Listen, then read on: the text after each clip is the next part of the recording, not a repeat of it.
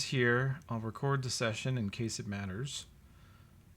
Since everyone's here, there's no one to talk snotty to at the start of the recording, so you can just say hello to both of our followers on YouTube.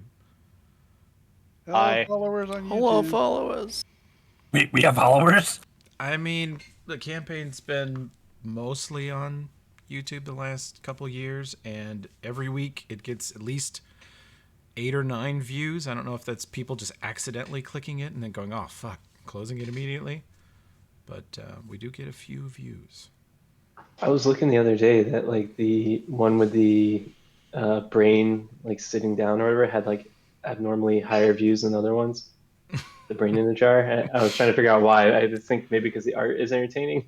But... Oh, well, I did that experiment in December with YouTube views and stuff, and I can tell you that that was purely that thumbnail. The fact that I put a thumbnail in group therapy from the show Reservation Dogs, that thumbnail just got some extra clicks.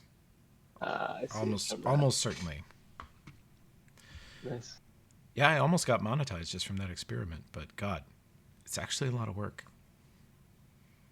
I do know that I did watch one of the videos from full. Mm-hmm. So one of those views was mine. Well, thank you.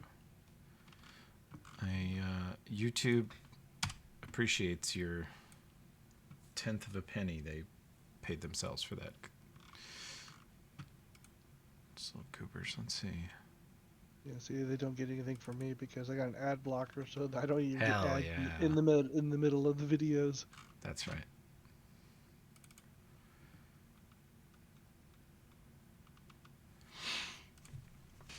All right. So, we are thinking of departing. You guys are at Torch. Mm-hmm. You're leaving the truck here for repairs and upgrades. Mm-hmm. And charging. You're going to get everything out of it right now that you need and not ask me to make it available again for this trip. I feel certain that's the case. There are 18 nanite canisters in the truck. Anybody want to carry those? Actually, let me double check something. I think I've got 1 or 2 because I've got one of the hypo guns. Yeah, I've got 2 because I've got one of the hypo guns. Yeah, I'll probably take a few extra. What is the Travels of Thalian Steed Volume 4? It's a damn good read. That's what it is. Grab that. Where did this come from? Is that the just Beowulf? No. No, I still have that. I haven't given that up. It's got a moose picture at the end. Oh, yeah. The moose hymn. Also, it gives you a bonus, actually. It gives you a +5 circumstance bonus to identify a creature by its tracks, though the use of shoes makes identifying many humanoids difficult or impossible. Yep. Mm-hmm. It's only good for identifying animals by tracks. Hey, look, YouTubes. That's a weird book.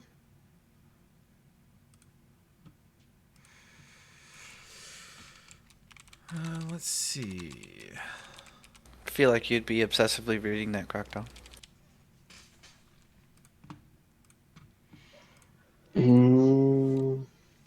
Nah, I don't think she reads. Not much of a reader. Now, Eldrin, you might be thinking of Eldrin. True. You only wondered if it described their shit. True. Yeah, like a shit recipe or something. And what it Yeah. tasted like. That would be interesting. Naturists prefer to call that scat, Alfred. Do they? Yes. Interesting. Let's see. This should be... Not to be confused with the scat that is jazz singing, although they are related. Isn't like German people have scat too? Like That I don't for know. shit? I don't know. I think that's like Scheisse or something. Yeah, Whoa. Scheisse. Scheisse. I just realized something. Hmm. I don't have standard adventuring gear. What do you mean? I don't have a backpack. Oh, you might need that. I don't have a canteen. You might need that. Or rations. Eh, Tracy, when he does dazzling display, does that take a standard of his? Is that the Yeah. AoE one? Yep, he can do that as a standard. Okay, he does that as a standard. And what kind of bonuses? That's where you roll an intimidate check versus Yeah. what? It's versus wisdom, I believe. Versus, okay, let me get this right. I want to make you a clickable thing for this.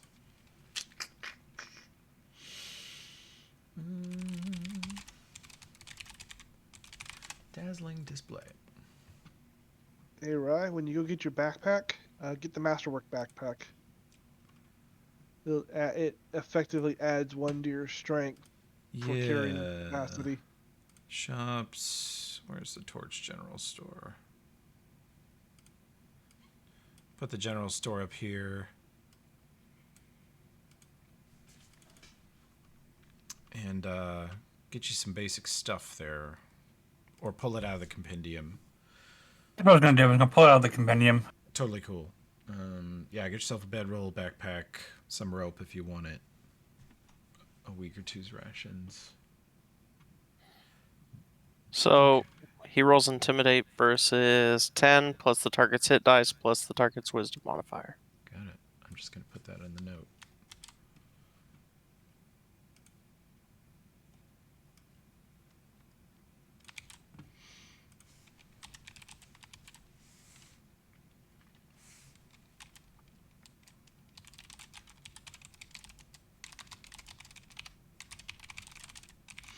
And it's a 30-foot radius? Full round. Normally it's a full round, but you can make one as a standard, right? And Yep. then 30 feet.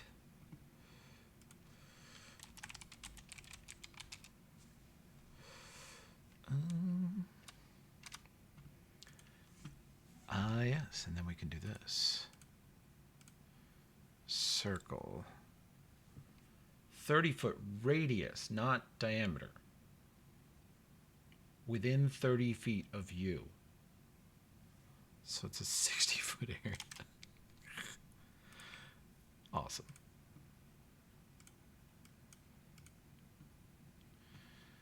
Okay.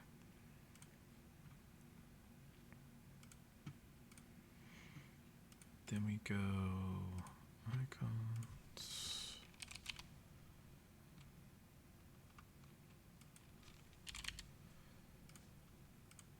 Okay, Tracy. At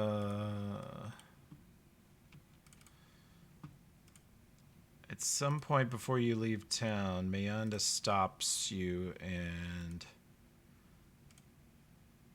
says, "Let me take a look at that thing," meaning the chainsaw. I know.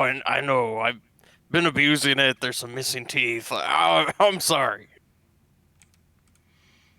Yeah, they actually fixed that. They don't have a lot of adamantine left, but they've replaced the broken and lost teeth from yours. Repair it, clean it up a little bit, and you notice that before it has like this little speaker system in it that blasts noise when you want it to, and she takes that off and bolts on a bigger one that has this strange housing on it that looks sort of like reinforced. It looks like a reinforced steel speaker with a couple different circles inside of it. It's got actually like a big woofer. It's like, she says, "I'm adding a sub to it." Hell yeah. The whole damn city's gonna know I'm there. She says, "This will be unbelievably loud. It'll be as loud as any gun you've ever heard, but it now adds a bonus versus targets that can hear it."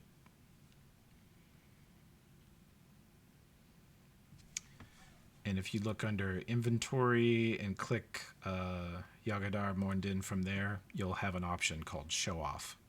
And that is dazzling display. Awesome. And you have a new sound. She said she loaded it with some new backing music. It's pretty cool.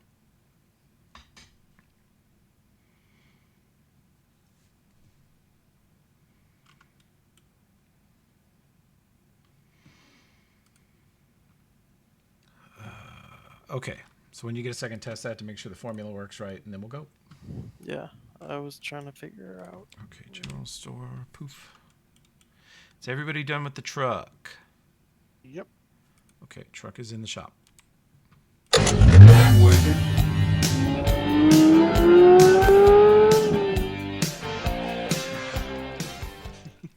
God damn it! Some ZT Top shit here.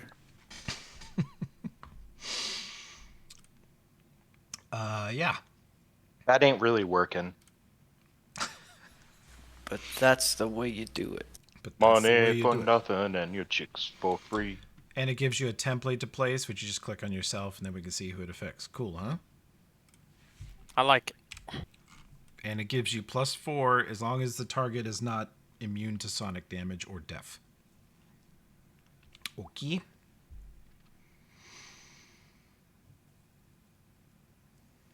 All right.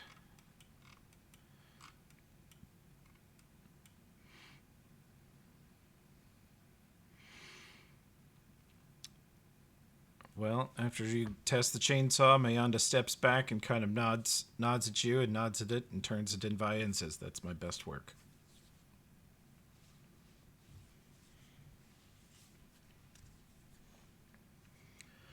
So what's the plan, team?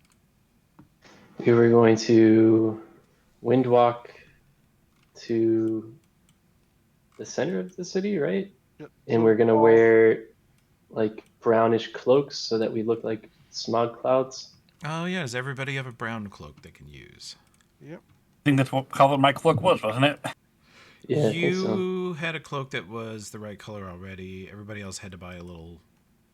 It's just a 1 pound extra. It was like reversible. Yep. We said it's Dirty like brown, brown on one and side, clean white on the other, in case you want to look like clean clouds at some point. hmm I'll have to buy a brown one because my princely robes are always white.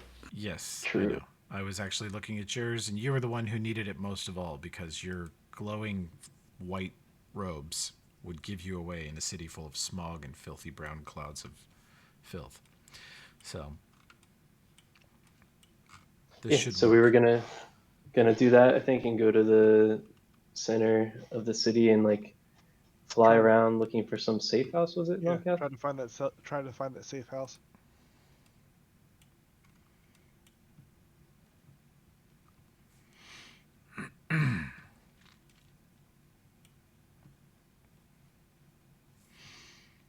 Okay. Well, everyone, I suppose, takes hands.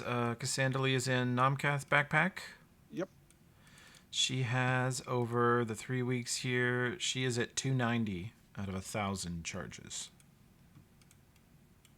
I did tell her that she could drain down the. Oh, you want her to drain the truck when you go? Yeah, I mean the truck's gonna be here charging this whole time, so. Okay. She will be at 490. Makes sense. I don't think we'll be gone a month, but still. She does on your way out, or the last time she's connected to it. She does the radar check with the truck one more time. It says sky's all clear. That's good to know. Shall we be on our way? Yeah, let's see that spell. Oh, did we tell Oberyn about what happened with the spy and what we did with it? I listened in on the Okay. session.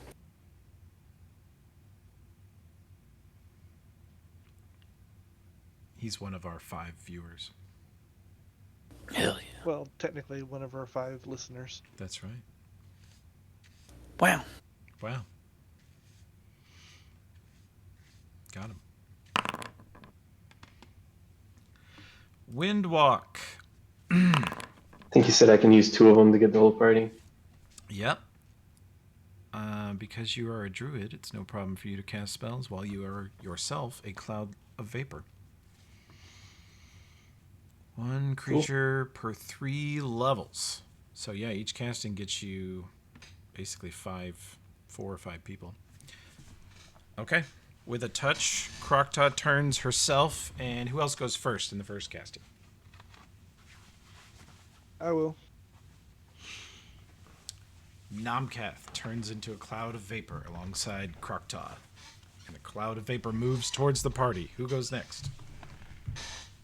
I will. Olbrin turns into vapor as the cloud touches him. Who's next? YOLO. YOLO. In goes Ulfred. I guess I'll go next. Finally, it's just Tokala as Luna turns into a cloud of vapor. Yeah, let's do it. Okay. You step in and become a cloud of vapor, and you feel yourself completely changed. The world looks different. You start to float up into the sky, and you feel out of control, like you might just be carried on some gust of wind off into nothing, and then it feels as though sort of a hand reaches out to grab you, and you are all holding hands flying through the sky very, very slowly at first. But then what's the other component of this? Is that Krokta, you can move and drag everybody at incredible speed? Yep, I can go 60 miles per hour. Okay. So, in just a couple hours, you can be at Starfall. We're not going to worry about counter winds or whatever like that. Krokta will pick a path where the normal streams of wind across Numeria help you, or at least don't hinder you. And you guys cross a chunk of terrain probably none of you have ever crossed before. Tokala, Namkat, do you think your tribes ever dared wander this close to the Technic League's city? No. Maybe when he was younger, Yeah. but I got the feel, I'm kind of getting the impression that things have gotten worse and worse over the years, so it's probably been like at least a decade or so. Okay.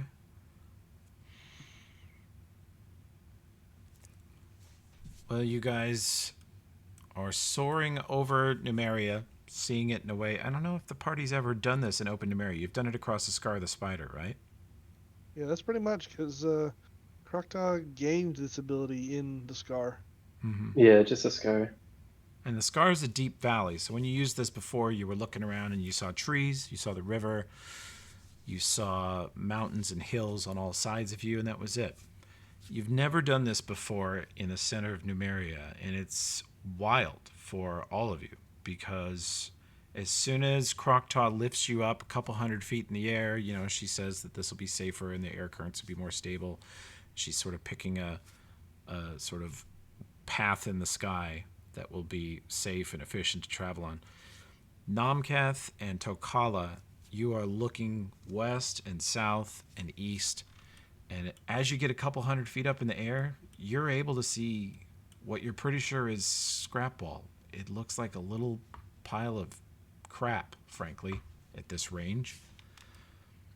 From 150 miles south, you are looking kind of over a horizon, and yeah, there is a strangely suspicious curvature to the horizon at this altitude, Tokala.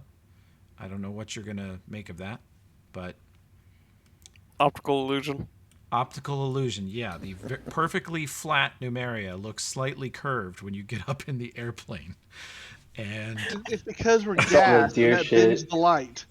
Did you ever see the video where the guy was like, if he goes out on this boat, he should be able to hold the light and we can look through this hole, and we should see the light because the Earth is flat. And then the guy gets out there and he goes, man. we don't see the light. Raise it over your head. He does it. He goes, interesting.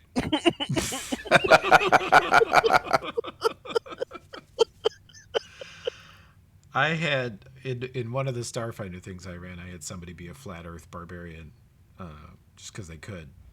And when someone asked them why, as we're moving, why are the stars like round when we're in space, and they said they're like sunflowers; they just stay facing you the whole time. Nice. all reality flat. is subjective. It's Yeah, all everything's surrounded. flat. Yeah. Yeah, everything just faces towards me all the time. That's right. I'm the center. Makes sense. Me. So you guys can see Scrapwall. You can kind of make out where Aldrinard's grave is. It looks like a couple of bricks laying in a ravine to the northeast. You can still see Torch because it's on a huge hill. It's only a few miles southeast of you still. And you see that purple beam of light going up into the sky.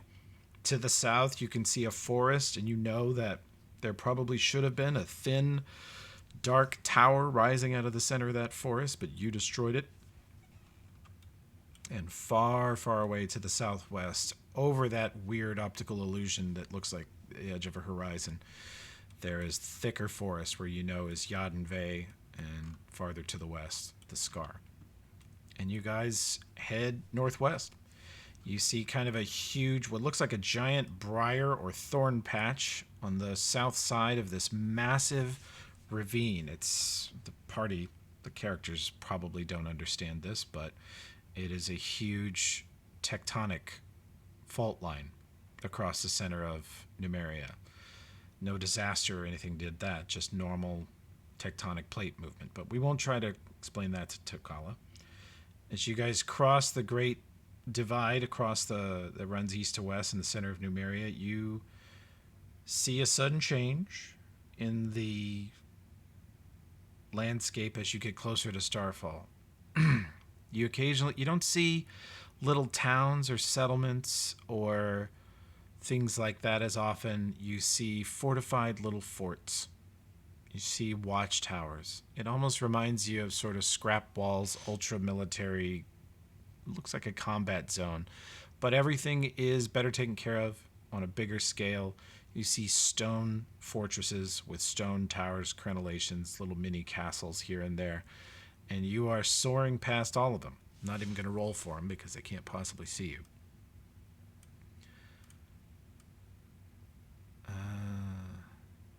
Yeah, there is a 20% chance that someone sees a cloud, but not...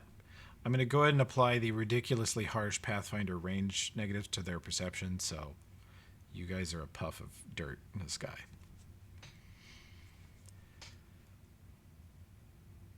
Nice.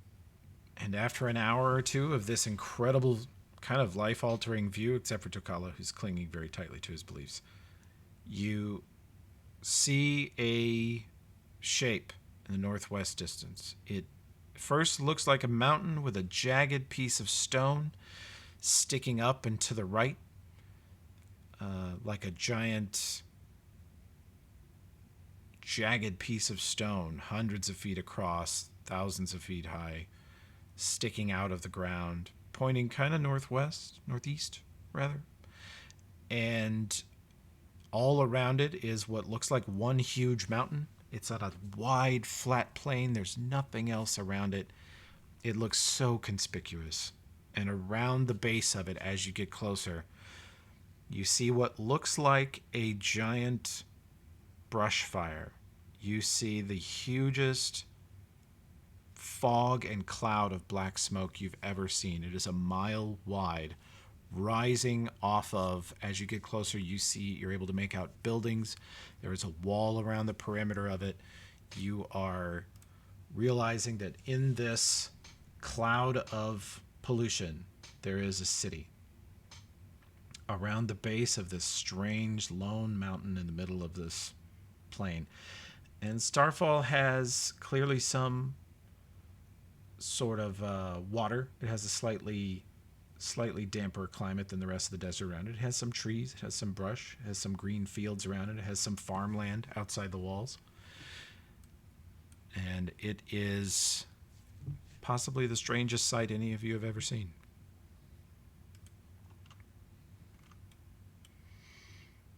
That hill's bigger than the one at Torch.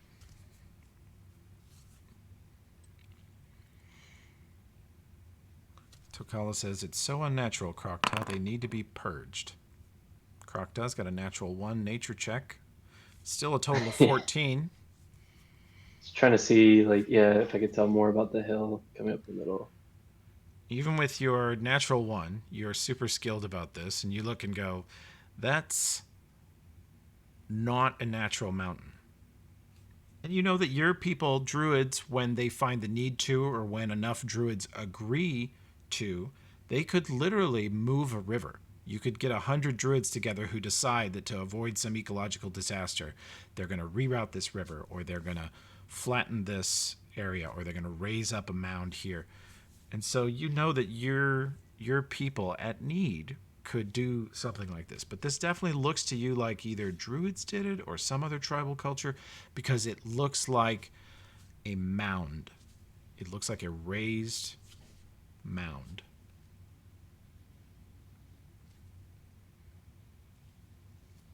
Mm. And then the pollution is deeply offensive. You occasionally the wind shifts and you get sort of a whiff of it, and you get sort of burnt fuel and engine exhaust. You get sometimes kind of a sulfury kind of smell. It's always some strange chemical.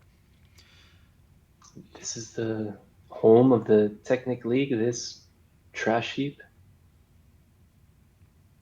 Yeah. A better place for trash like them.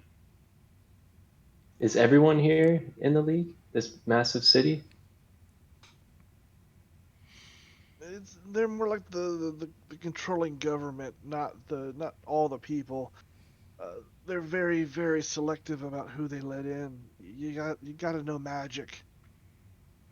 Mm. And why do these people live in such a horrible place? Possibly because they got no place better to live. It's True. hard for families to move in Numeria. Yeah, I guess the surrounding lands were pretty harsh. Probably has to do with the god thing that we're hunting. It just cropped up near it, I assume. I mean, I don't remember hearing anything about like a new cult and worshiping. Hellion was the closest I ever heard about that. I think I know the answer, but none of my tribal people like to call our Nomcath by knowledge history, right? Nope, I got Knowledge local. but not knowledge history. You got knowledge geography. Roll that. One of you aid the other, and then give me a knowledge level check. Which one was it, local or geography? Local for the people who lived here their whole lives. Damn. I am want to throw some the aid on that, or local. you want to give -2? No, he's got this. You just stay out of it. You just butt out of it. Yep. Nomcath goes, well, actually, and you just shut up.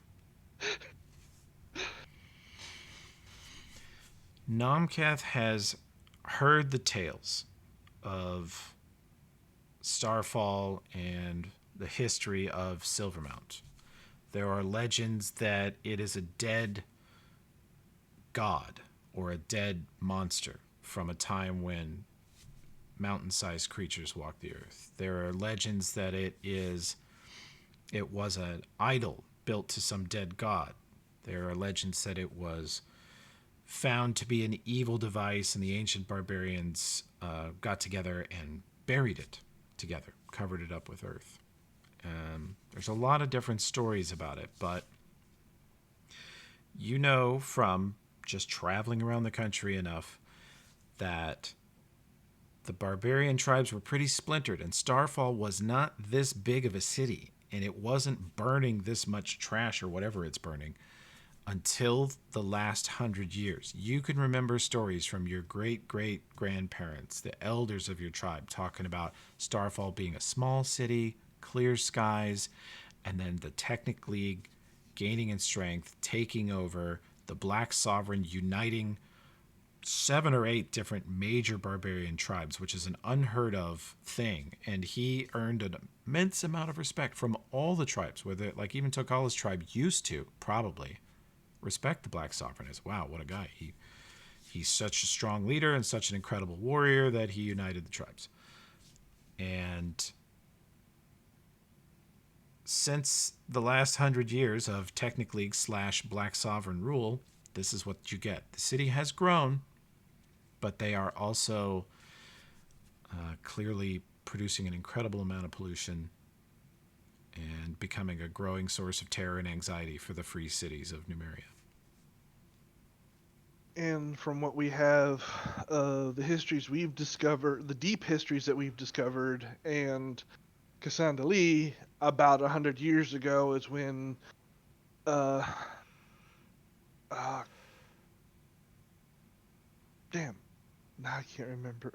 I want to say Havoc, but I know it's Hellion? Hellion. Thank you. I don't know why I just dropped that name. Hellion, basically broke away and started doing his own thing, right?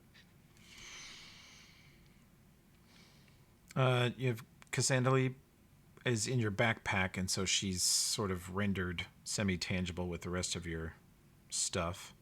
Well, I mean, we've talked about it. I remember. Yeah, but she can still talk. In fact, if Croctaw doesn't mind, you find that there is enough of a being or a soul inside Cassandra Lee's little construct that you're able to hit her with the Windwalk, if you wish.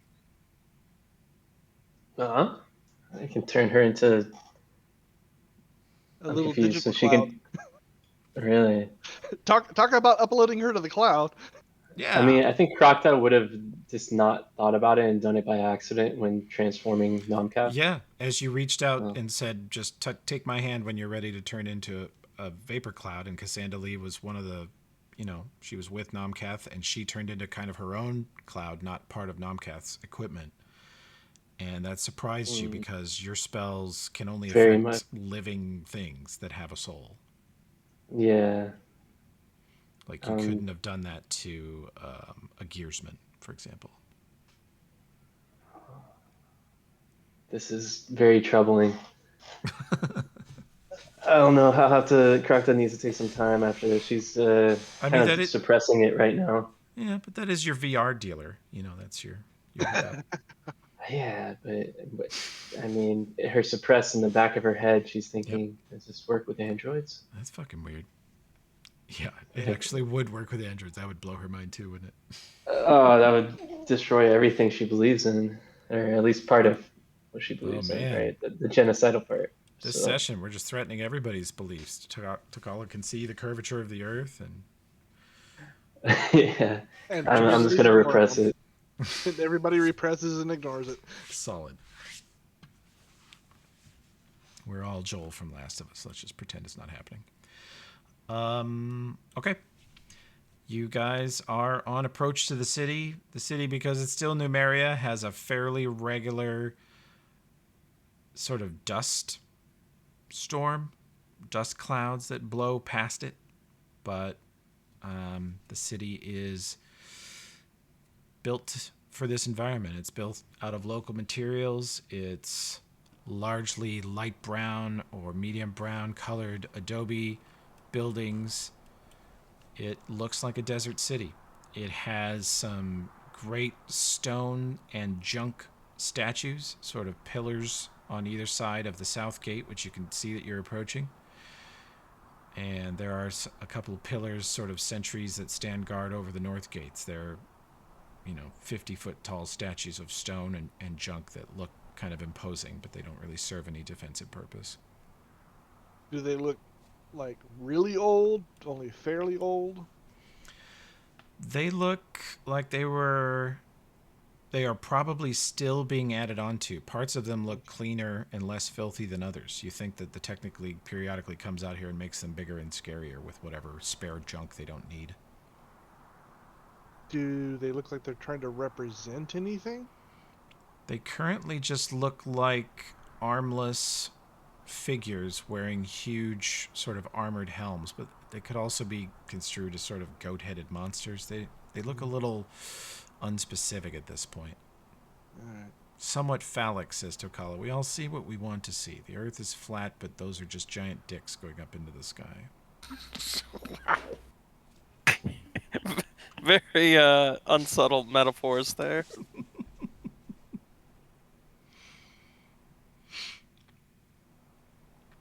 The earth is flat and hard.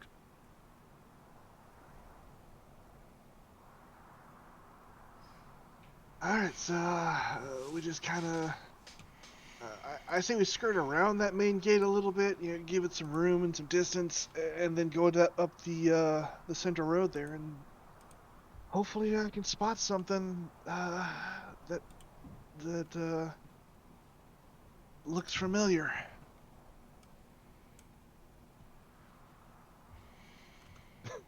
Okay.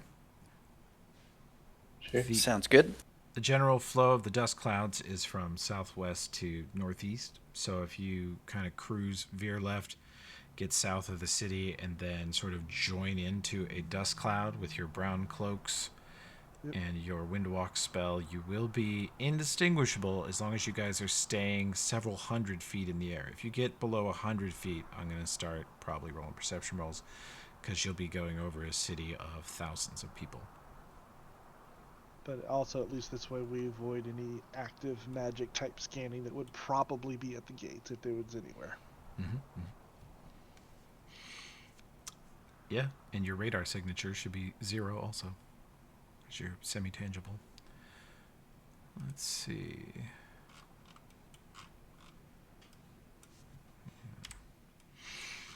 So you cruise on up to the city, and you are able to sail over the walls with impunity.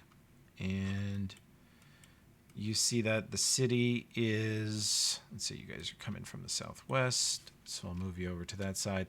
Well, you're going to come in on the ugly side of town. You're coming in over... If this city is sort of shaped like a letter U that's leaning a little to the left, with the right side being higher than the left, the left and bottom side of it is called Killbox. And even from here, you can see that the southwestern half of this city very clearly ends at the main drag, which is, you'll later learn, is the Street of Lights. So anything southwest of that line is in the Killbox, which you see thousands of very poorly maintained small houses, very few buildings more than 2 or 3 stories high. Everything looking in poor repair, very densely packed. It looks like a third world country sort of city. And you still see every 10 or 15 blocks these huge plumes of usually black and brown smoke going up into the sky, where they are burning trash or other things. And that's the side you're approaching on. You can see below you is a substantially high, like almost 30-foot high, very well built stone wall. You can see a little ant-like, at this distance they look like little ants walking up and down the wall, soldiers, guards, keeping a constant vigil on the wall. As we're going over this section, I would start to be... I know it's very far out, but every little bit helps right now. I would start be paying attention for symbols of ownership. You know, gang signs, gang colors. Start to try and pick out who might be major players in this area and where their general territories are. Tough to see from the air. It all looks like the same mess from here, but some neighborhoods do look worse than others. Yeah, I said I didn't figure I'd get much this high up, but Sure. go ahead and start looking now. Is there any sign of nature and life, like animals or trees whatsoever in Nope. this expanse? In fact, Crocta, as soon as you breathe some of this air, you are thinking that it's not even going to be a very livable environment for insects. Like you're already feeling like the air around you is devoid of life. This poison they're pumping into the air with these fires is so thick and so constant. They just do it all day and all night.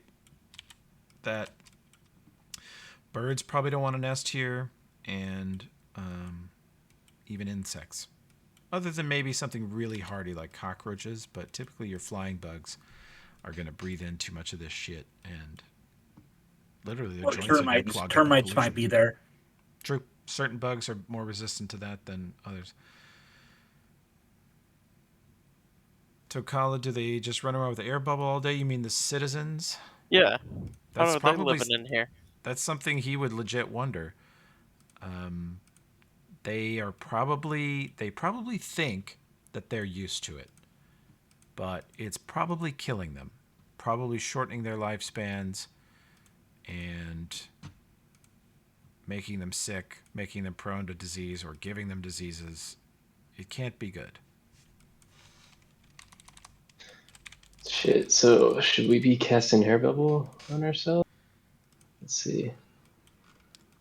Can air bubble? Man, it's only 1 minute per level.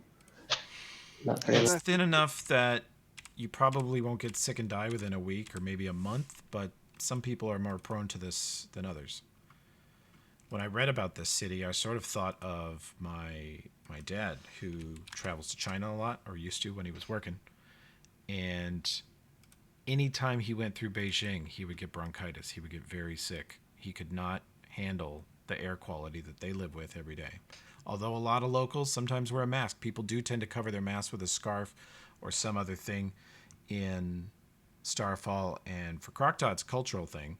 It's considered, good etiquette, whatever, tradition. Here, they actually do it to just get less crap in their lungs.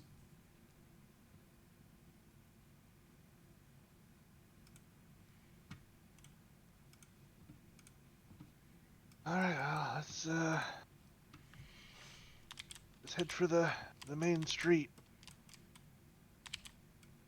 Got to try and find that safe house. Ready, boyo.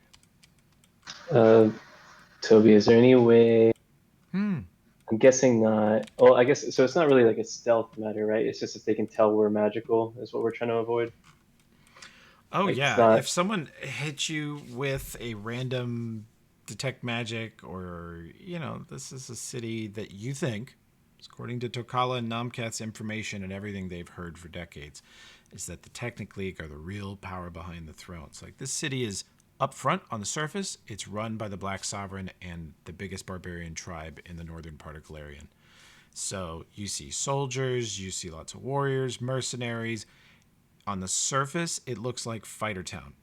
But Tokala and Namkath will tell you that the real power behind the throne is a bunch of effing wizards. Even I could tell you What? that. Luna would support it too. Yeah, I just had an idea. Like, I don't know. Now that we got here, if we didn't want to just go around as a smoke cloud, magical smoke cloud, would it make sense for Namkath to like go out and collect info? Like, would he be able to blend in this town? And Yeah. I'm planning on doing that in the long run, but we need to find that safe house first. We need a base to work out of, and I think this is the safest way to do that. okay.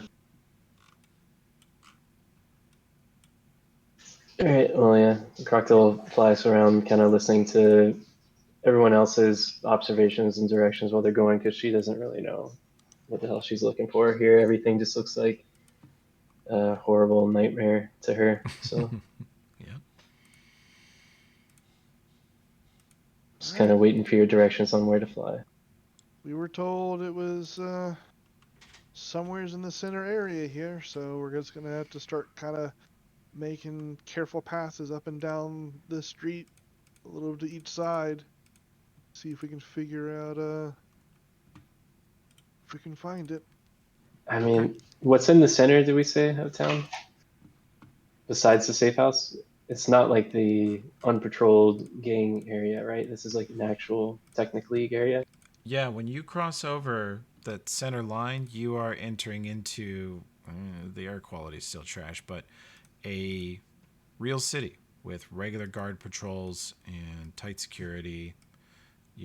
Businesses, homeowners, like it's a city. So yeah, I think we should be like extremely slow and methodical about it, probably, rather than just zooming around I agree. trying to find it. I agree. Like whenever we see someone suspicious, we just like stop moving or float the other way or whatever. Yeah. Anything we got to do to try and not draw attention. Okay. I will follow you. Let's see. Passing over the center of the city, I'm still gonna treat you guys as if you're several hundred feet in the air, okay? Yeah, until I can find anything that might start evoking the images we got from the Brain in the Jar guy. Yeah, we'll stay up high. Okay.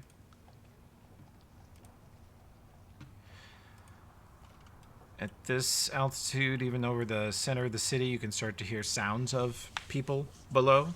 You see the divider wall. You see the sort of gate that people have to pass through to go between the Street of Lights district and the kill box itself. And you see towards the wall here, the kill box is a little less gross. You see vendors in the streets and guards on the wall, people talking, buying, selling things, carts moving down the road, usually pulled by sort of naggy looking horses or mules or occasionally camels. And you see a pretty functional city here. And Croctaw, you do see a little foliage here. There's some sickly light yellow and brown palm tree kind of cousins, something like that, that does somehow survive here in the city. Although you wonder how. Okay, interesting. And those are like common throughout the city, or just like a couple here and there? Through the center of the city, you do see them, and they make it look a little less terrible. But by and large, this place is 99% dirt-colored bricks and people and air pollution. Okay. All right, so this is okay. Yeah, that's the okay. Oh, okay. So this is the main street, and then this is just the dividing wall to the. And the gates are open. People are going back and forth. There's nobody's taking tickets or charging money or checking IDs at this gate. It's just sort of you almost wonder what the purpose of the wall is with all the guards, other than to remind the people on this side that they belong there and they don't get to live on the other side. Seems Right, like well, largely symbolic. I guess we'll head a little further in to see if we can. Again, I gotta find something that's gonna spark that memory of mine. All right. Just keep a lookout for anyone that might detect us. Can we do perception checks maybe just to Sure. see if we Let's notice have anyone perception checks. before they notice us? Definitely.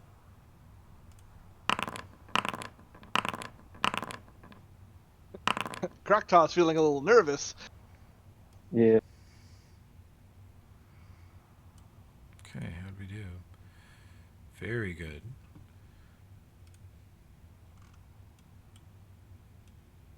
Croctaw, you see, while you guys are cruising over, first of all, where'd Numcat go?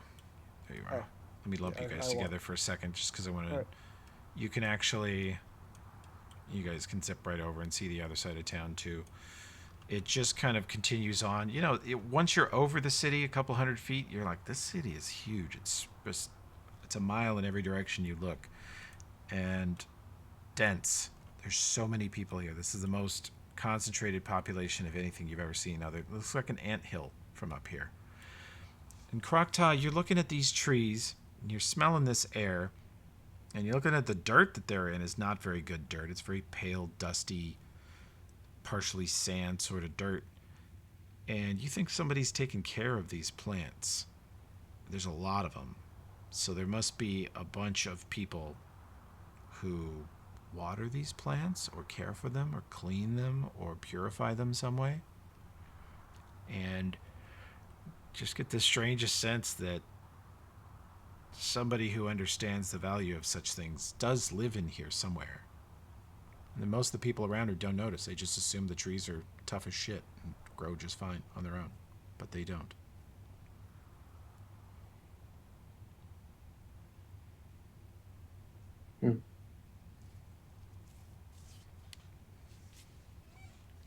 Weird. So, and it's only in this area that they're extremely strong?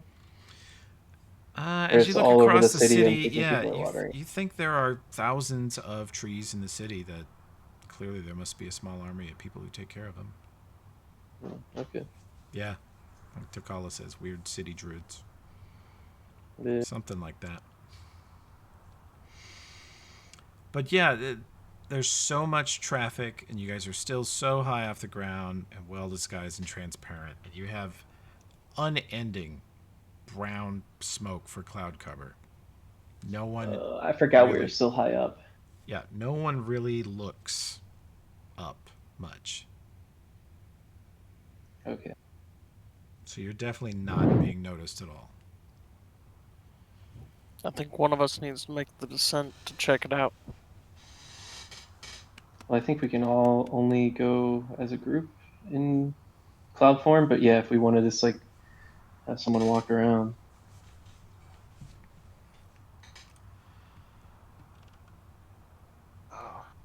Like I said, my main thing is I'm looking for that safe house.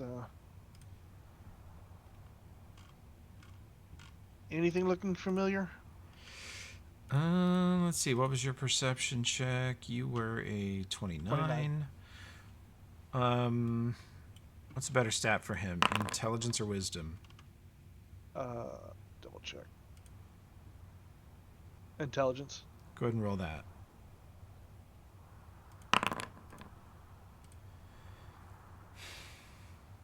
Okay, let me look back. Let's look back at the city map real quick.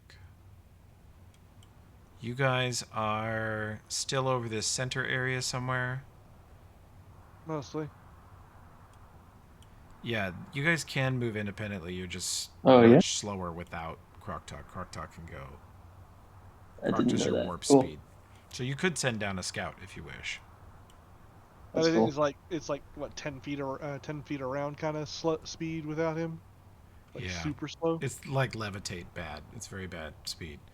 But you could do it. Can I cast other spells on them while they are cloud? Yes, you can. Okay. That none of them Nice. have. You have the druid speak while shapeshifted ability. Nobody else does. So if Nomcath wanted to go down as a cloud, does he get to use like can he roll stealth Yeah. as a cloud? Okay, so I'm gonna give Nomcath blend with surroundings. That way if he doesn't move, he gets a plus 20 on stealth. Okay. So like if you really want to not be seen, you should be like golden, I would think. This is this stealth with the brown cloak is at least half as good as invisibility, and it sounds like with what you're doing, if he holds still, it is as good as invisible. So, Yeah, I mean assuming Nomcath wants to do this, but I'll if you give him. do, Yeah, I'll give him plus 10 while he's moving from being a gaseous cloud, and then you can have the full plus 20 when you're frozen. Yeah. That I fucking would spell prism is I still would go there. lower down if I needed to try and get a better view and try and spark some of those memories and figure out where the heck the safe house is.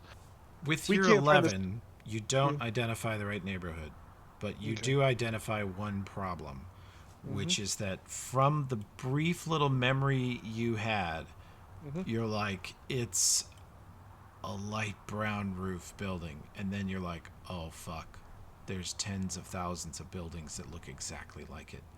You're going to need to somehow get within like one city block of it before you have a chance of recognizing the right spot. You're going to have to get close. This is gonna take a while. There's just, I mean, we're lucky that we were able to narrow it down to just this kind of strip, but we're talking probably a couple 100 feet on both sides of the strip. And Krokta, let us know when we're getting close to the end of the spells. If we gotta duck out and camp outside for the night, I would much rather do that with an hour to spare than have these things fail at the worst time. Okay? yeah, I mean how long have we been in the city now? What, like an hour? Yeah, what's the duration on Windwalk? It's pretty long, It's an right? hour per level, So so we got you many took hours 2 left. hours to fly here. You've been looking around for like an hour. You have 9 hours to go. Yeah. With our Long luck, So- we'll be ass time. cutting the edge of it before we find that house. Yeah, if you can Yeah. find a place to hide, though, she could rest and cast it again. I do have an I would much rather idea. do it outside the city.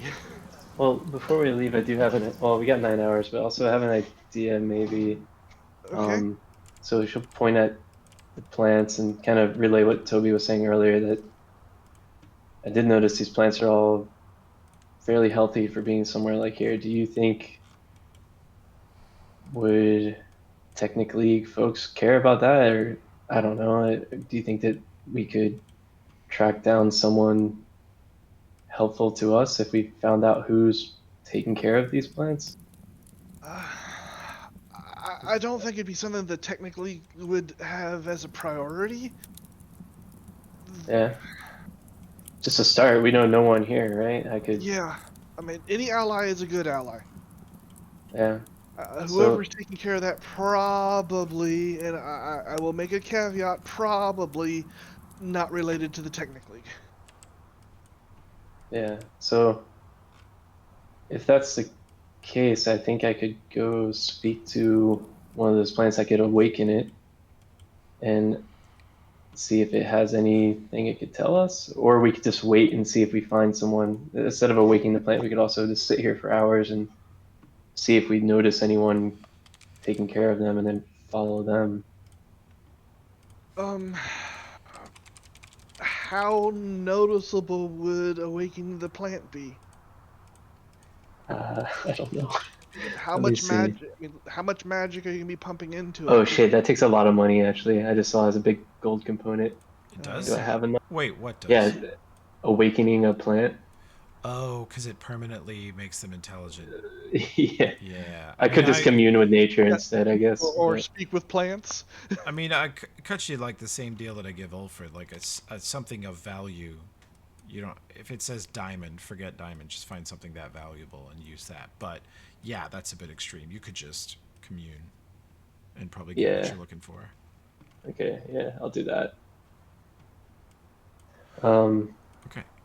Click that for me. Let So, me read it real quick. It's been a minute. so yeah, I don't think it'll be too noticeable. I can still stay as a gas form. So I would just go down and try to talk to one of those plants and find out basically just um, who takes care of them and where Okay. they are. A bit of math and thought involved for some of you, but please give me a stealth check without your armor penalty and with plus 10 from Windwalk. Whole party stealth. Easier to unequip the armor and make you roll. Yeah, you could just unequip the armor and roll. Okay. Ulbrin, natural 1. Beautiful. Hell yeah. That's a 19.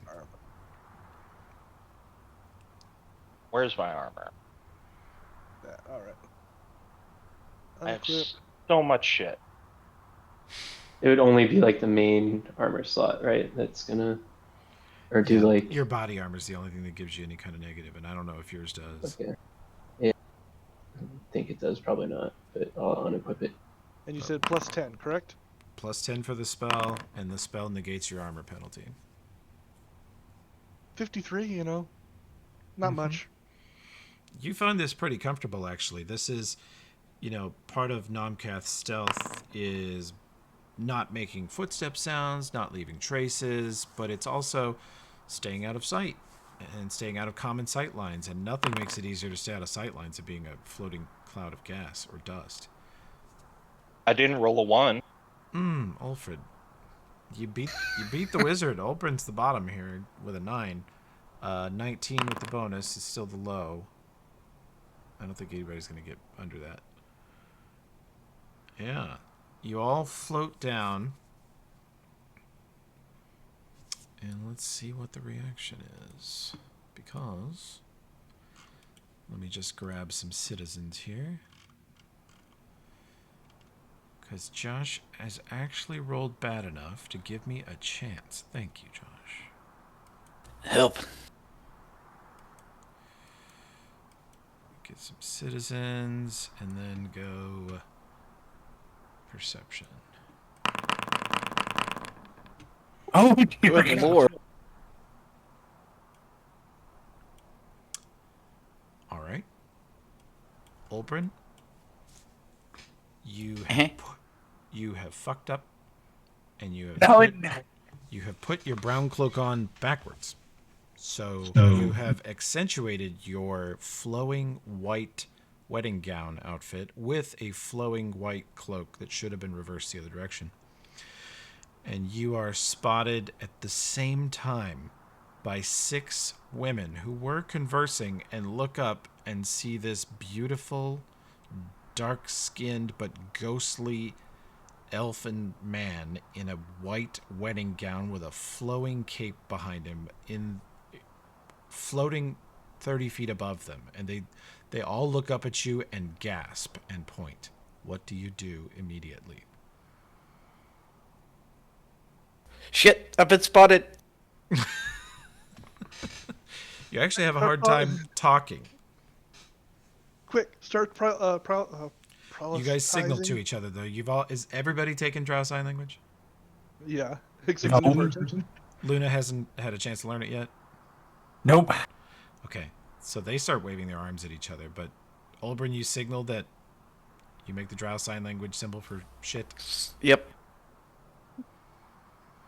I guess I can attempt to make a motor check or a linguistics check. Yeah, pretty tough to understand, but definitely he looks upset. He can't cast spells in gaseous form, I don't think. You don't have that spell yourself. Let me just verify that. Maybe I'm being too hard on you guys with gaseous form, but we'll check. I don't think so. Yeah, I don't think you can cast spells. Let's see. Yeah, I think you always just kind of gave it to me because I was a wind druid. Oh yeah, I give the druids tons of leeway because it's their specialty. Immune to poison, sneak attack, critical. Can't cast spells with verbal, somatic, material, or focus components. So, if you could get past if you could silent. I do have the braces that give me a once per day silent spell. Do you have a way to skip the somatic? Like, can you do silent and still? Yep. So, you can cast anything you have. Actually, that's pretty cool. Just costs you a bigger spell slot than it normally would. Mm-hmm. So, what do you do? Disappear. I was gonna say, yeah, just cast invis. Okay. I will. Let's see. Invis is a 2nd level spell, but to do a still spell, you have to kick it up a slot, right? Yes. So I'm gonna take a 3rd level spell slot from you. You're 8 of 9. He's got plenty, more than me. Yeah, he still has 14 first level spells. He's a crackhead. Okay, they gasp. They look up at you and point, and you disappear. And they look around, searching for where you went, and then they look at each other and start discussing rapidly in a language I don't think any of you have. I got a couple of the local languages, I think. Anybody have Assyriani? No, that one I don't. You hear some Varisian words, and you hear some. Yeah, some of it will be in Hallet, which I know you guys speak Hallet. Don't you? Yep, yes. I got it. No.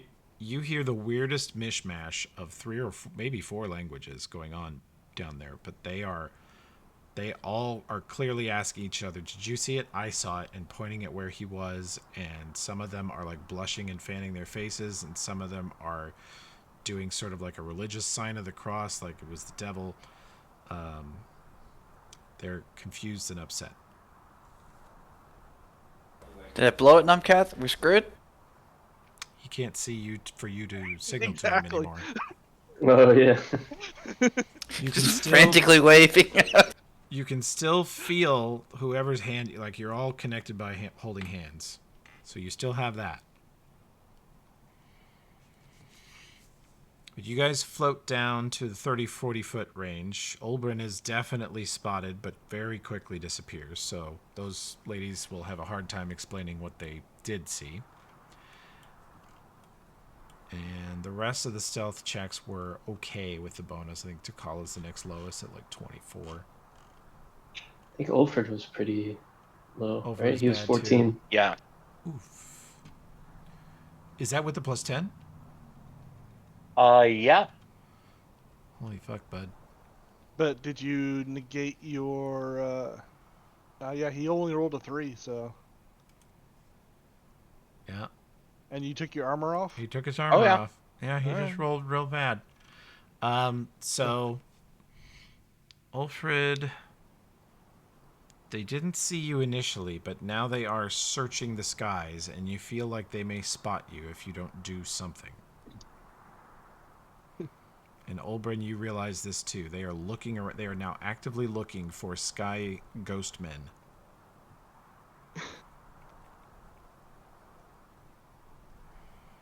I'm frantically gesturing for Ulfrid to move back behind a building or something. So do I? Yeah. Do I notice Knobcat trying to do that to him? Yeah, Namkath is trying to pull with his 10-foot around movement everybody a different direction because multiple people. One person was spotted, another person looks like they're about to be spotted. Can I put that on Ulfrid to give him a +20 and just tell him stop moving? Oh, sure. You and Ulfrid can see each other just fine. So you Yeah. blend with surroundings, which causes him and all of his brown cloak to look even more like a dirty cloud of Dirty dust. cloud. Yeah. Yeah. Just tell him quit moving. I've got you. Just wait Okay. until they stop paying attention. That will push his stealth check up over 20, which is enough to evade these incredibly perceptive ladies. 21 was their high stealth or perception check. Look at my rolls, man. Awesome. We had to find the gossip group. You did. You found the fucking ladies' corner. All spotted you together. That was kind of funny. Okay. You guys sort of panicked. You blew a spell, 2 spells, and you hold in place for a minute until you're certain that this blows over. You can even, allow the wind to carry you guys like a block or 2 away. It's a huge city, so you just kind of get away from those ladies that spotted you. And where's the next destination? What are we doing? Well, I mean, I'm sure Crocodile wants to continue doing her commune with nature idea. Oh, right. Gosh, that's what we were doing. So you come down and commune with nature. Instantly gain 3 facts from among the following subjects. Can I make them them just? particular? What? Can I just make it one of specific about people? Just say, or maybe it's not one, but like, where are the people that water you? Or you might say They wouldn't know where they are though. They would just be like, here when they water me. or you could do like information on people with, well, actually we don't know if they're watering or if it's druidic abilities. I was gonna say otherwise you could do, hey, do you information Yeah. on people with who you have been using druidic, who have a druidic touch. Yeah. I guess I don't know. Kind of. Yeah. I guess it's not just limited. Sorry, it's the surrounding territory. So the plant would be able to like connect to nature and tell me about everything Yeah. in the area. Okay. So what do you want to ask about All right. first? Yeah, she'll turn to Nomkath and sign like, "What do you want to ask about?" She knows he's craftier with these things. But the spell is specifically limited. It's the spells. This information that you can get from those spells is pretty generic. Yeah. Trying to think of what we could ask that would. This is a 5th level spell, and she's a 12th level druid. So, if you guys give me a focused question, you're gonna get as good an answer as you could possibly get. I'm gonna give you a good answer.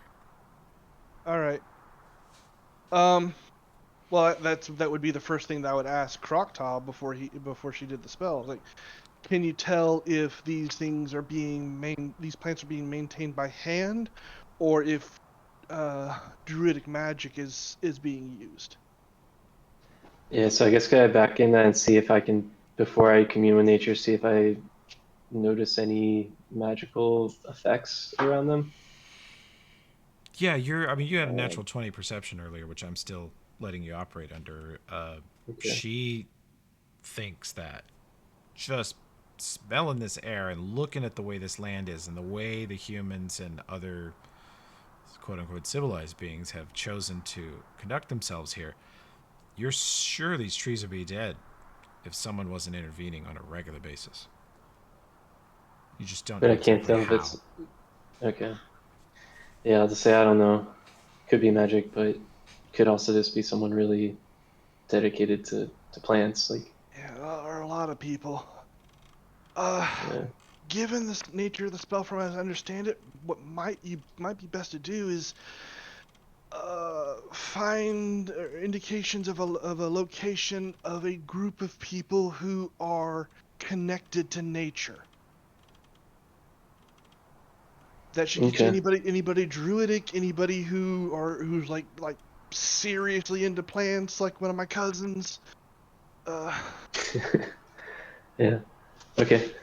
So yeah, she'll kind of wrap her cloud around one of the plants and to commune with nature and ask them that. It's like, tell me where the people that care for you, where are they in this shithole? People who are connected to nature. Yeah, people that connected to nature that care for you and your kind. Okay. You commune with one of the local trees, and you start to feel a number of questions and lines of inquiry you could lodge, but you already kind of know the answer to them. You could ask about the ground, but you already know the tree's going to tell you the ground is poison. And you could ask about the water, but you already know the tree's going to tell you there's not enough water. There's not any large amount of water. And when you ask about the people, you get this very tree-like view of the street, which is to say that you don't see it with eyes, you feel thousands of feet thumping along the ground near you. And most of them make this sort of hollow thud, like they're a wooden doll that's hollowed out, just kind of a clip clop empty thud.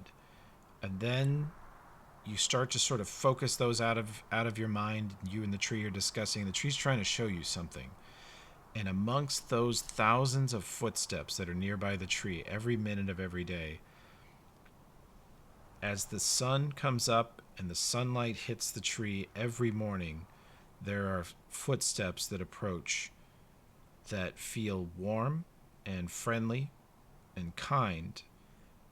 And you get this vision of these people who are different. They are 1 in 1,000. They're extremely rare out of all the footsteps the tree can feel. And to the tree, they're different in every possible way, but they approach the tree and you get this strange vision, sort of blurry, sort of foggy, and the crowd behind this person is just a cloud of dust that's vaguely shaped like 200 people. You realize that they're just sort of vague because the tree doesn't care about them. And you see what, in this case, the nearest one to you seems to be a human woman, but she has horns and antlers. She has thick fur around her shoulders, and she walks up to the tree and places her hand on it.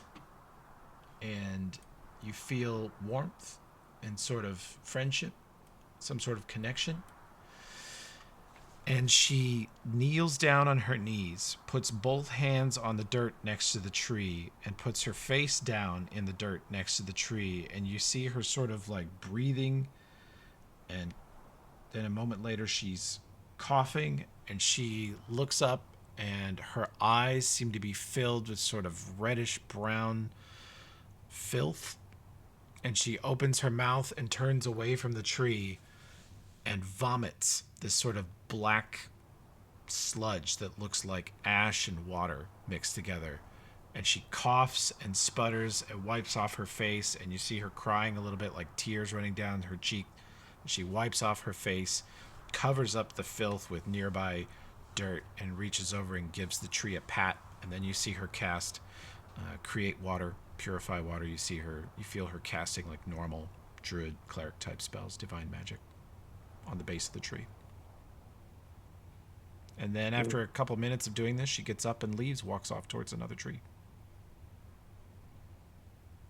So after it shows me that, I ask if it knows where she takes root.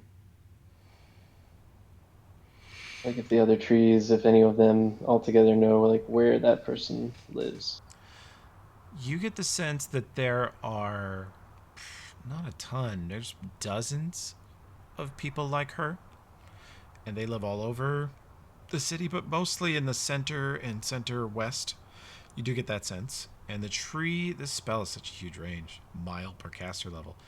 You're just focused on the city though, and the spells usually when you cast it, you cast this once before in the Scar of the Spider, I think. Yeah. You were overloaded with information then. It was just sensory overload in the Scar of the Spider because it was a beautiful, very vibrant environment. More vibrant than Kasath. Kasath is a desert. This is a little more normal, but this is too dead. Kasath has much more life than this. And there's so few trees and bushes and living plants in this city that you kind of feel like you're connected to all, say 1,000 of them. So you think a few dozen people take care of a few thousand plants in this city, and that's it. Okay, but I'm not able to pinpoint like a location, except for you said like west, center west. There's many, but you think they're mostly in what the denizens call the kill box, the shitty part of town. Mm. And you think that you could get within a block of them and maybe find one just with your druidic senses, if you got close to one. Okay.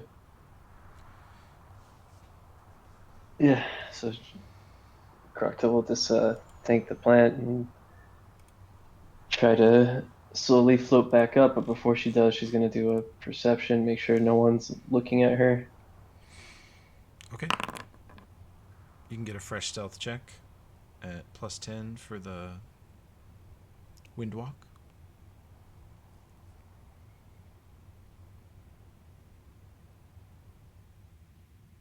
Is that a stealth check for everyone?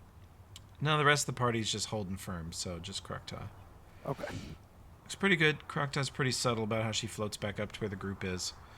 And you guys have such limited flight, you've all been blown out to sea and you're in another campaign now. Crocta finds you all just barely holding against the passive wind today and returns to the party. Yeah, so there's believe it or not, druids here. A few of them, a handful that take care of all these plants, but I wasn't able to sense exactly where they are, except for over that way, and she'll motion towards the kill box.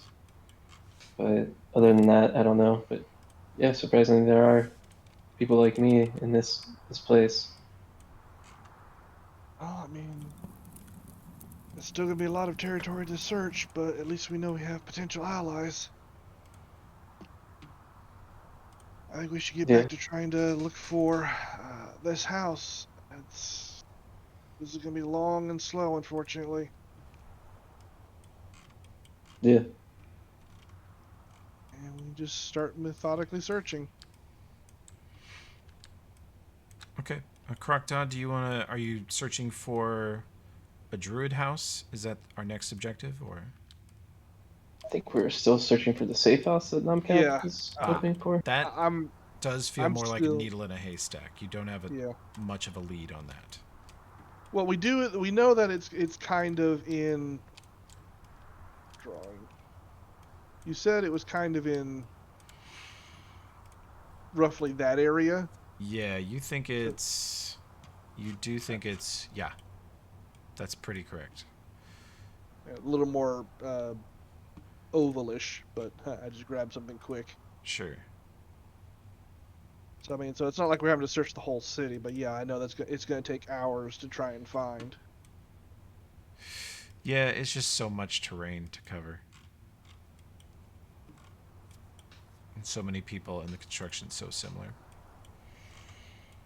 Let's go look for a pond. I'm sure that's where the druids live. Do you guys want to do that instead? I mean, I think I would have an easier time spotting other druids than I would a house from your dreams. But well, I mean, if that's what you want to do, I, I'm I'm really twitchy about not having a safe house. You know. yeah, Does the no, I city understand. But have a sewer? Think so. I did not ask the plants that, but maybe I should have. Uh, I feel like that's where druids would live. I mean, unlimited shit, right? Not that is actually not a druidic thing, Takala. That is just a Kasathan thing. So unless there may be Kasathan in the sewer, that's true. If this city was populated by deer, uh, but it's not just any shit. Oh, okay. Only There's high shit. quality shit for Kasat. That's Although right. honestly, the druid did have antlers, There's shit and so then there's shit. potentially. Maybe you could use the book to track her. Oh shit! The book that's in the car. There Plus, it is. it doesn't work as well. The book only works for identifying tracks, not tracking, Hmm.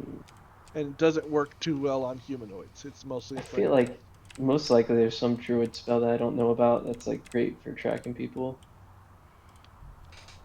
but I don't have it prepared. So It's one that gives you a big bonus to tracking. It's pretty yeah. low level, but we'd have to wait to prepare it. Hmm.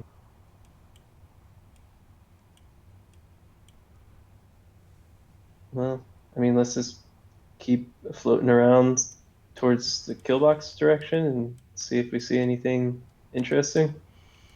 yeah. I mean, if we don't, as long as we don't get like some type of magical prison thrown on us, like even if they notice us, worst case scenario, I should be able to fly us out really quick. I can Yeah, move 60 miles per hour. your flight speed is pretty great. All right, let's see if we can find these druids then. Okay. It is getting on into the afternoon, and you guys start cruising through the city. Krokta, you have a sort of sense that they are in the kill box, but as you guys start flying that direction, you realize that they may be actually pretty hard to find from the air. Do you have any other tricks up your sleeve or spells that would maybe help you hone in? There's not that much plant life. I mean, you could. How long does commune last? Mm, What's the duration? Uh, it was like it's just instantaneous. It's like while I was there, I think. Oh, gotcha. Okay. Yeah. I can't find Uh, those templates to delete them, so. I'll get it. yeah. No, not really. I don't Okay. have anything. I don't think. Nah. I did prepare, which I don't think I'll do anymore now that I know there's druids here. But given the idea of the purge that Takala said earlier, I just want to say I prepared epidemic to have Oh the whole my city god. potentially have bubonic plague. Jesus. I mean, there's no reason not to cast it. I'll wait. If I don't like these No druids, reason. then yeah. No I can't think reason. of I can't think of a single reason not to wipe the city off the map. Okay. I just thought it would be pretty awesome for the rest of it. It's like, yeah, the whole city has bubonic plague now. It's I gotta say I didn't see Tokala and Krokta aligning on, mass Just death. keep casting pandemic on the city and just let it take care of itself for a while. Oh yeah, that's not a bad idea.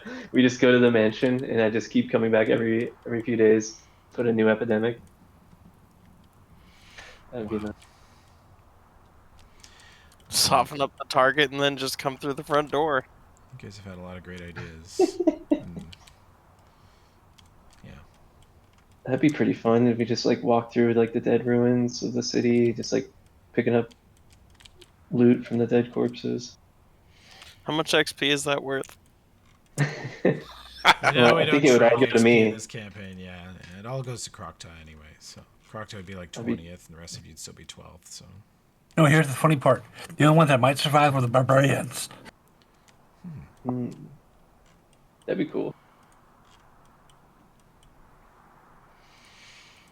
Okay. All Or right. really Well, yeah, fortified or really fortuitous people. that's true. Although, have you had bubonic plague? It might not care. Okay, so, commune. We don't have any other. Nah, I just prepared a bunch of weird like wind shit and like technology stuff. So no, I mean I can blow us around in all different varieties. Like I can blow us around with a hurricane winds or with like an air geyser. But no, nothing useful. Dull. Okay. Well, they are. There's a lot of them, but they're still kind of needle in a haystack unless you have a way to hone in on their actual persons. You know that they come to the Nomcat, trees probably every day, though. yeah, Nomcat, why don't you just like go down and wait? I don't know, you're sneaky. Run around the city. Maybe you can find one, talk to people, gather some information. Uh, I don't know it well enough to not like get the wrong kind of attention. It's Yeah. gonna take Oh, me a day or two to learn this place to know what kinds of things I can ask about and who to ask them to and so on. Luna's from here, right? Yeah, I'm from here. Yeah, maybe Luna could ask around. And I'll also convey like what I learned about the druids to her and ask her if she has any idea about these people. Well, we're still in cloud form, so I don't know if we can Oh, she talk. can't talk to us. Yeah, No, true. I she doesn't forgot. have sign language. Yeah. Damn. All right. No. Well, I think of that though, and I say to Nomcat, wait, oh, isn't this the new person Luna that's with us? She's from here, right? Maybe we should get out of the city and talk to her. I mean, I can't transform us all back into clouds, though, if we do that. I don't think. Let me Yeah, see, we can get Luna's back and Luna's forth. ability to communicate consists of thumbs up, thumbs down, and the slitting your throat, threatening to kill you. Oh, and then the typical American salute. There you go. But Luna can't understand our sign language either, though, right? No. So she'd only understand thumbs up, thumbs down from us. No, Yeah. they've been at this for a while, Luna. So they are signing back and forth like they are the ASL person for an Eminem concert. They are quick. So yeah, I don't think I can just like go back and forth between. Yeah, we can. Oh wait, I said okay, regain its physical form as desired and later resume cloud form. Okay, cool. So yeah, I'll take us out of the city far enough Okay. to where we feel safe, and then so we can talk to Luna. Okay. The party leaves the city. Another hour. It's now 4 in the afternoon. You get far away. I guess you don't probably care. You just want to get somewhere outside the city limits where you have some visual cover so you're not spotted by people in the, you don't want to just like appear standing in the middle of the plain, right? Yeah. Okay. Let's have a general stealth check from the party. You don't have to apply your armor to this one either. This is just really about picking a spot. And we'll do lowest common denominator as assisted. So everybody do one. Is this with the bonus or without the bonus? I'll add in the bonus at the end. Just go ahead and I'm gonna take off my armor real you quick. can take off your armor though, yeah. I'm not gonna bother. I'm just giving myself Cav. the offset for it. Sure, that's fair. If you know what it is, go ahead and do that. Okay. Lowest. Yeah, you guys are in the 20s with the bonus and aiding each other. So, you pick a good spot, you're out of sight of the walls, and you momentarily resume physical form. You can converse fully. Luna, do you know anything about druids in this place? People like me. Let me see. Do I need to make a check? She's a 6.5 foot tall, skinny, you know, giant headed, 4 armed alien. You don't know anyone like her at all. I don't know Oh anyone like you per se. no, no, like this, and then she like does some nature thing. Maybe like makes some wind move around in a ball, like Avatar. Airbend! Yeah, yeah. Like this, control ground, air, plants. And each time she says that, yeah, she does like a different element. Like water splashes from her hand. The earth moves a little bit I guess at an her feet. intelligence check, or do I use my best stat? Uh, what skills you got? You got. Let me look at you. I Roll me a don't have spellcraft check. perfect. Oh, you rolled very good.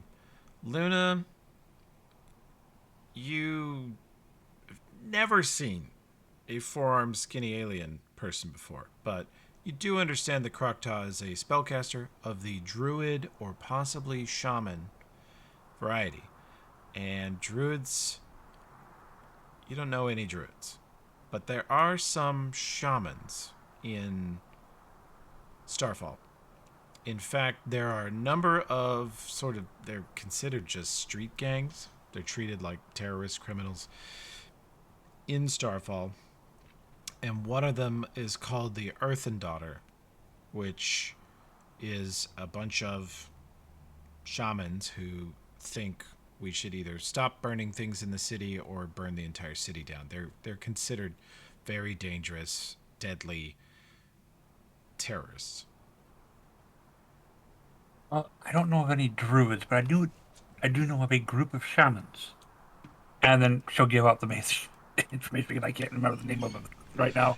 You can Luna can describe that, they usually wear animal horns or animal skins. They have a very clear aesthetic. Yeah, correct. Krokta, Earth Daughter. And what you're describing, what Luna describes sounds right to you, Krokta, based on the tree vision. Okay. You Do you think know the where we could druids find or these people? shamans are considered criminals in the city. Are And so they they consider criminals. They either want to burn it down or stop the burning. Just goes right along with they Croctosh. She wants to murder everybody.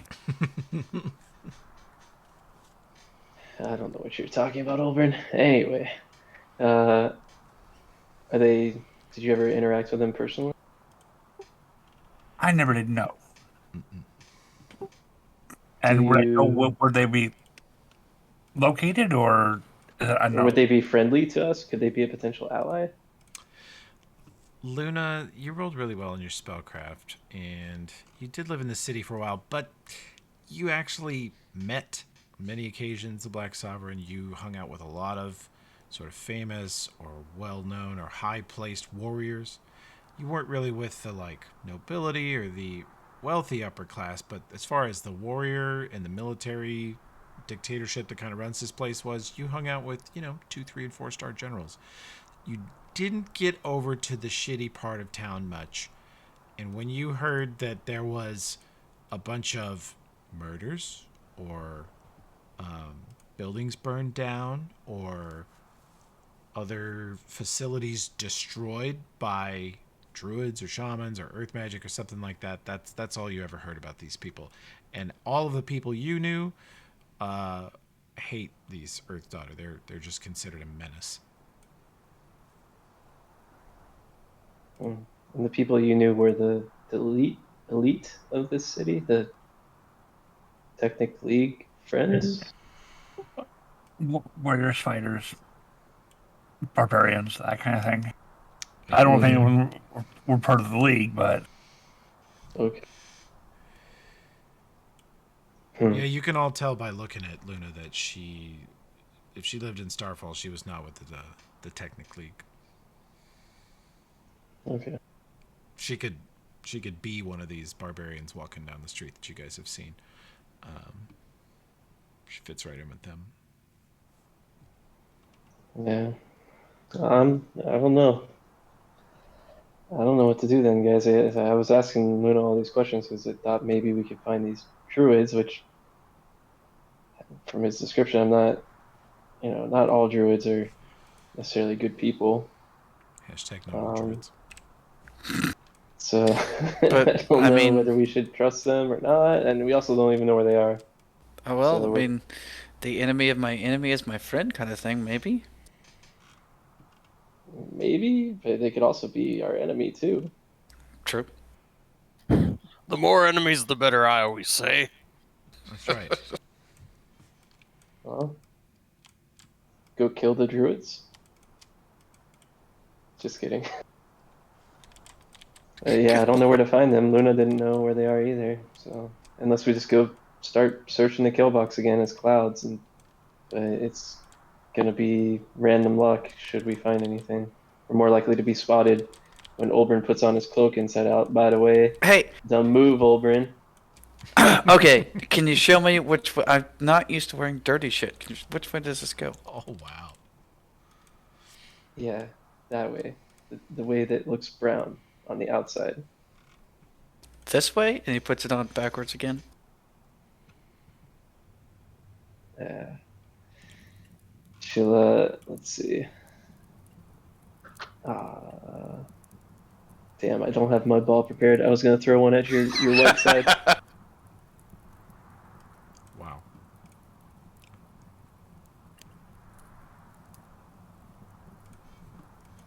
Yeah, I don't know what to do. Maybe we should just send Tokala in there and let him turn on that chainsaw in the middle of the kill box and see who comes.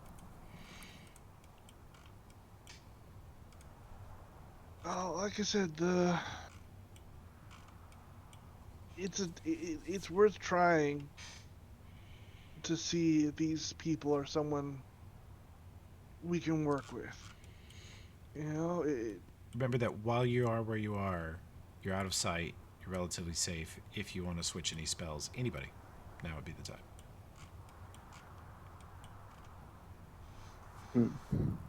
We have a few options for tracking people. There's locate object, scrying.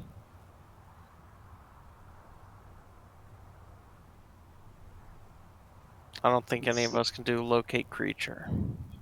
Oh, so I could do scrying. Let's see. So I know their likeness from the plant told me. Okay.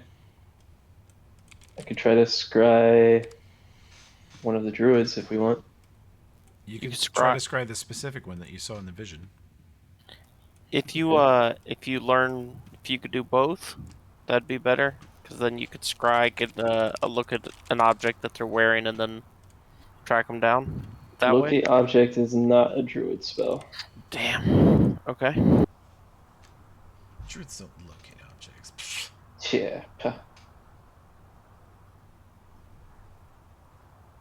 Can we combine it though? Like Wolfred can do locate object. I can. Gotta boot that.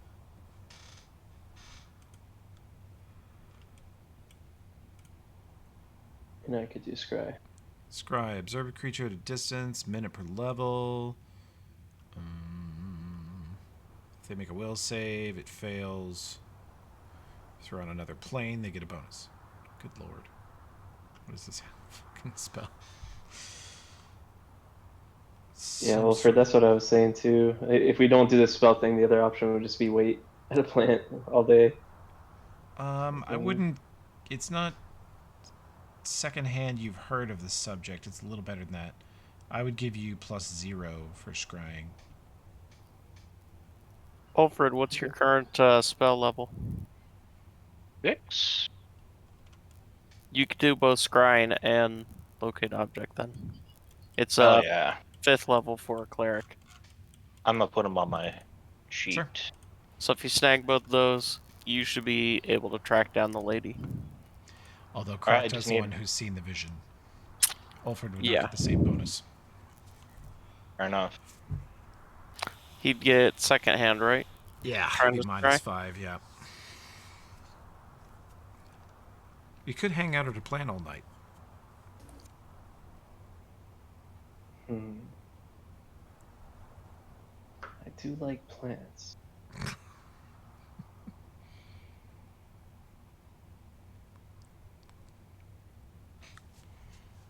What is Alright, plant? well- Oh, I could. Oh, sorry. Go ahead. I was gonna take on the form of a tree. Yeah, so then they would come and water you, and you could ask them questions. Can I do that? Is that a wild shape? I can wild shape into a tree. I don't think think it's a so. wild shape, but I think you have a spell like tree form or something, right? Yeah, there's Oh yeah. I mean, I think I should try to scry first, but if not, I This do like is the getting idea real of turning kinky, into a guys. tree. I'm not sure what's going on. Yeah, I'm not that kind of cheater. Well, if you want to scry, if we want to scry, it'll take me a few hours to switch over my spells. But I'm willing. Yeah, I gotta do that too. So I thought I was gonna do the scry because I had the image of her, Hmm. but I don't really understand, that's Takala, right. what you're saying about like combining the two. Like, how does it help? I would do Yeah. locate object, I think. Locate object works better if you know the object.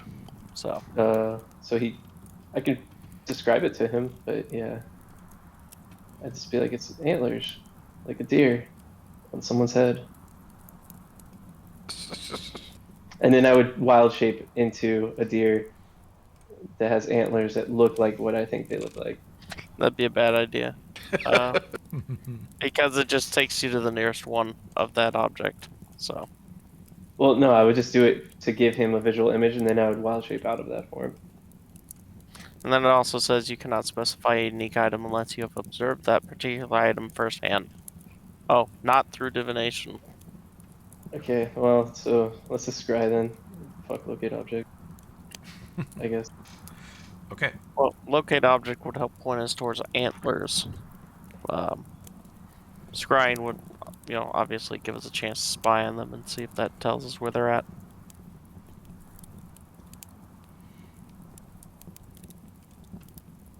All right, so assuming we had some time to swap out spells, I will do that Yeah, unless you anyone do. else has something they were gonna do. It'll be 5 o'clock in the evening, and you finish switching your spells around however much you like.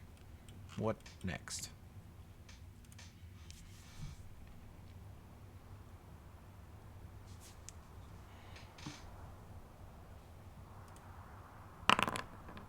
There it is. Yep, And I'll you try are to looking scry that for person. the person. The person from my vision. Yeah. Okay, will save modifier +0. You have seen a likeness or picture. You do not have a possession or garment. You do not have a body part. Not yet. -2. Okay. Then we do this, this, this. Oh my.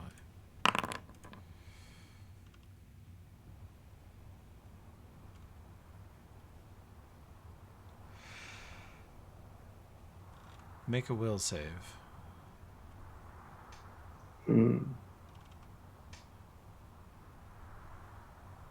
Don't suck. Okay. And +4 if it's an enchantment for some reason. Your scrying is resisted, and you feel like your vision is sort of searching a whole huge part of the city in your mind as you concentrate and try to find this person with your spell and with your magic. You feel like you're flying over the city, just swirling in different directions, and it's all kind of spinning around you and all looking very much the same. Same sensation Namkath had. So many buildings in this city are built the same way with the same style and construction. Out of the same materials, it all blends together. And you are searching for this person, and you have a pretty good idea of what they look like, and you've also see them do something that for them is a very intimate and intense act. Powerful magic and serious commitment to what she was doing, and you feel like you're close when you just get completely shut down and can't find anything. But for the briefest moment, it's like you're looking out across the city and there's just a pair of ghostly disembodied eyes looking back at you, and you see them staring straight into the center of your eyes, and you see them blink and keep looking at you.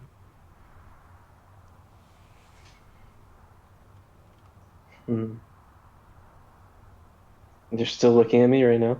Mm-hmm. So the rest of the party, Krokta is sitting here like cross-legged, meditating. Her eyes are squinting shut, and she looks like she's in deep concentration. Yeah, I'll just start. Is there anything I can do to try to resist it more? You Probably not. feel like you hit the limit of the scrying spell, and whoever resisted it is sort of momentarily looking back, and Yeah, I'll try to talk to it. And you feel like you could say maybe a few words before the connection's broken. Okay. I'll just say, friend, save the nature. Go ahead and make a. Do you have any? You're not any good at any charisma skills, are you? Charisma? Yeah, I'm great at diplomacy, actually. Roll it. I feel like that's a lie. I know. Well, because I figure she's great at diplomacy and Kasaf, which does not necessarily mean she's actually great everywhere else. So this skill was set back on her home planet.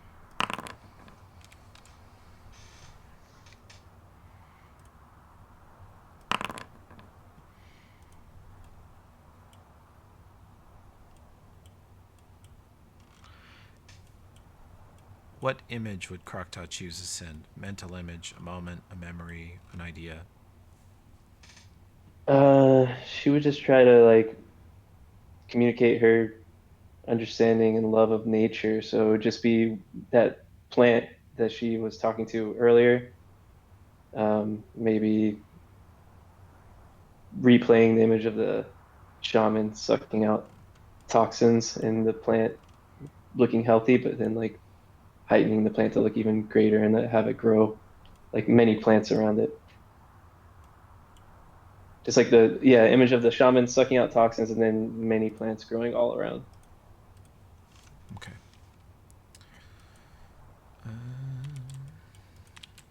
Do this.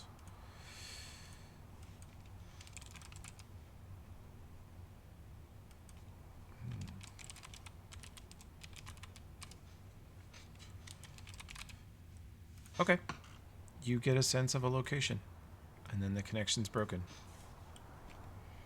Sweet. And it is in sort of the south central killbox area down here. All right. I'll tell the group made a connection. Unfortunately, they kind of spotted me before I spotted them, though. But luckily, I think I convinced them we are a friend, and they told me where they are. Way to Communicated that blow we it, wanted to Crocodile. help them. What was that? Blow it? Way to blow it.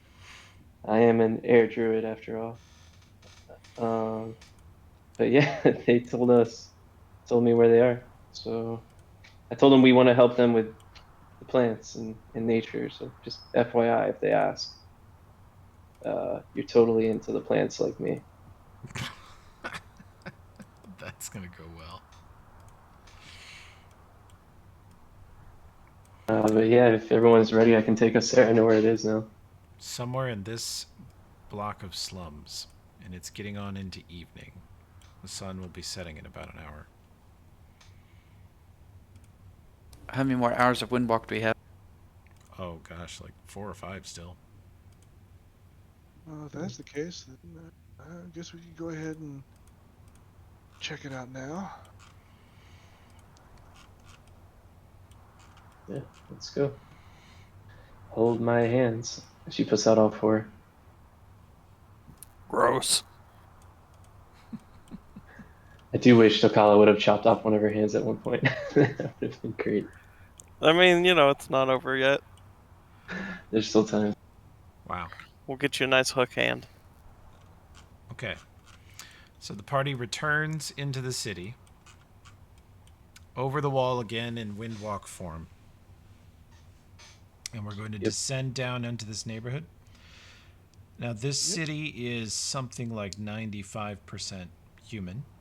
And this particular quadrant of the city is very low on magic users and pretty well non-existent on tech. So at night, their perceptions go down into the gutter. So it's up to you guys if you want to descend now while there's still daylight and make the stealth checks, or if you want to wait until after dark. It's pretty unlikely you would be seen. Of course, once you land, or once the spell wears out, you know, you have to think about how you're going to disguise yourselves individually. Or you need to be inside. Because right now, all of you, except Croctaw and Luna, scream technology. I don't. I guess I was thinking, I don't think you have much. But we also have we bought the bags of holding to be able to stuff the technology aside, away. Most of you still look very out of town, especially Croctaw. But Croctaw, I think, was going to adopt a human-ish guise. Yeah, some other guys, but I think for now, that druid, the shaman saw me as Crocta, so she wants to maintain that appearance if she can. The way you two communicated felt exactly the way it did when you communed with the tree. Felt like the same kind of thing. Okay, so she knows like what I am really. So you think the only reason she trusted you at all is because she could confirm that you were a druid or shaman, some kind of nature caster. Yeah, so Crocta's gonna not hide her identity for the time being, unless. As far as Croctaw's concerned, it's like, oh, clerics could worship 100 different deities and have a completely different ethos. Ulfred and Tokala worship very different gods. Tokala used to pretty often change his mind on a daily basis which god he was following. But druids, whether they be evil or good or neutral, they all technically worship the same thing. It's not a god, but it's the same force.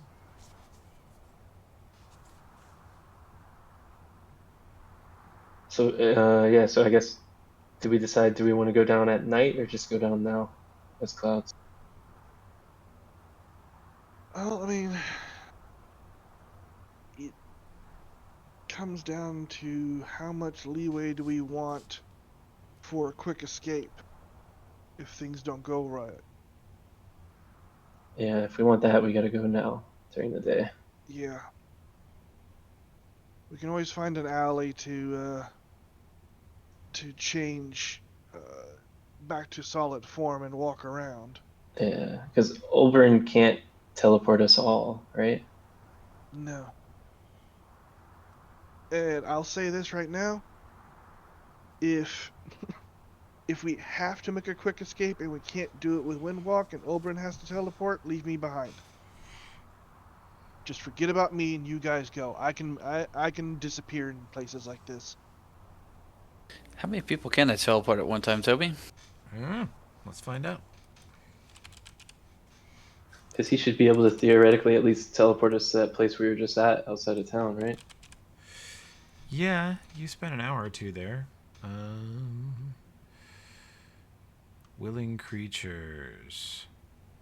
1 additional medium or smaller creature per 3 caster levels. He has 12 caster levels, so himself plus 4 medium creatures. You can leave me too. I mean, I can always turn into a tiny bug and hide in a corner. Yeah, that's what I was thinking.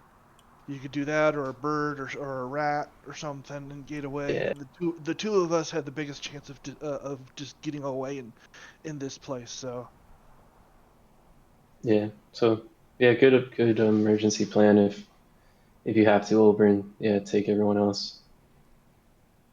Okay, remember that they have the possibility of tracking teleportation from the city too. Understand that, That's but true. that's it still. I know, I'm just making sure we all remember the cost. Yeah, it'd give you a head start at least. Especially if you don't like teleport straight to Torch or something like that. teleport to scrap wall. Luna, make a spellcraft check for me.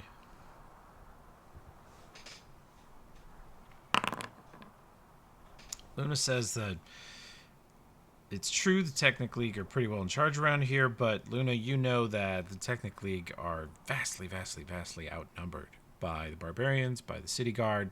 You know, there might be a couple hundred people in the Technic League. There's thousands of soldiers in the army and stuff like that. So if they can track teleports and you teleport out of, say, the palace, the nice part of town, an expensive shop, a big public square, you commit some huge crime and then teleport, the Technic League will undoubtedly show up and do everything they can to find you. If you start a fight, get in trouble, teleport out of Killbox, it would be difficult for the City Guard to convince the Technic League that this investigation mattered enough for a wizard's time to go over there and track you. Okay, that's good to know. So Luna's pretty aware of how their military and police force work. Thank you, Luna. So if you put a big enough target on your back, they'll fucking find you. But Yeah, as long as you don't put a big target on your face, you'll be fine. a bunch of gangs killing each other in Killbox, that's every day. No big deal. Oh, someone cast a spell. Sure they did. Stupid peasants, you know? Somebody shot somebody with a gun. Now that's an issue. Yeah, that's true. Yeah. Any tech will bring them. I guess the only piece of tech I have is the 2 items. Yeah, I think the party put a big target on your back and they gave you a bunch of technology. So yeah, let's go down during the day though. No, Yeah, we'll just try to be careful. Okay. Stealth checks, you don't have to suffer your armor penalty, and you get plus 10 from Crocodile Spell. I'll just add the bonus to this. You could do that.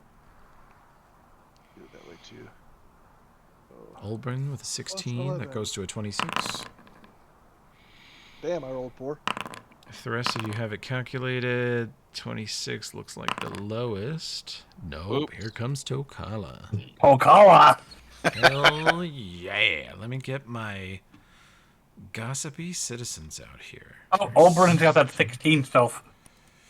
Yeah, but he didn't put in the plus 10. Tokala did. Oh, I did. and you rolled a 1. Yeah, buddy. Well, it's the evening twilight hours. We'll see if anybody happens to perceive a giant, deadly half-orc flying through the sky. Oh, I made these private. Well, I'll just show you. Yeah, you get some looks, Tokala. There's people looking at you, pointing. There's a large orc-shaped man in the sky. First person thinks they're crazy, but then 2 others notice, and there are several people pointing and sort of... They live in a city run by wizards, but they don't often see them in this part of the city. So this is remarkable, and they're like... You can hear them saying in Hallett, it's an orc wizard come to kill us for some crime we didn't commit. Watch out, there's an orc wizard. Let's hurry up and get down. Takala's gonna try to intimidate them into silence. Oh my god. They are alerting others and pointing. There's an orc wizard. Everybody look, watch out. Yeah, he's trying to intimidate them into silence with his orc wizardness. Okay, you gonna He's yell at them cloudy and howl orc. it? But he can't, he's a cloud. Oh yeah, he's a fucking cloud. You're not very intimidating in cloud form, I have Oh, to well, say. what you could do is you can make those threatening motions, you know? I'm like, gonna have to give you a big fat negative to your intimidating. I don't care. Bring it. Negative No, this- 10. You this is where can't he'll roll a talk. 20. You can't cast spells. You can't make noise. You're just a orc wizard making mean gestures In brown ghostly smog form. form. in brown smog. You can try though. I'll This is kill what- a group of old ladies. Okay. I'm never gonna look at a cloud the same way. Tomorrow I'll go outside and just be like imagining like a threatening orc above me. Huh. That's with the -10. That's with it though. Okay. Okay, damn. 16. with the negative. You make a gesture or two. It's got to be simple. They don't speak Drow sign language, probably. So what do you try to signal? He's gonna make like the motion towards his dong, like suck it. Whoa. You know? There goes the monetization of this video. Yeah, there goes the YouTube channel, guys. Sorry, no monetization this month. You think that would probably do for a threat, but you want them like finger to your lips to be quiet, or Yeah, he does that motion. Then he so you point at your dong, and then you put a finger to your lips to be quiet. Potentially You misconstrue that. you like make the whole neck gesture. I think Let's they see. understand. These are civilians. They are 2 hit dice, so that gives you a 12. They have a pretty good wisdom bonus for civilians.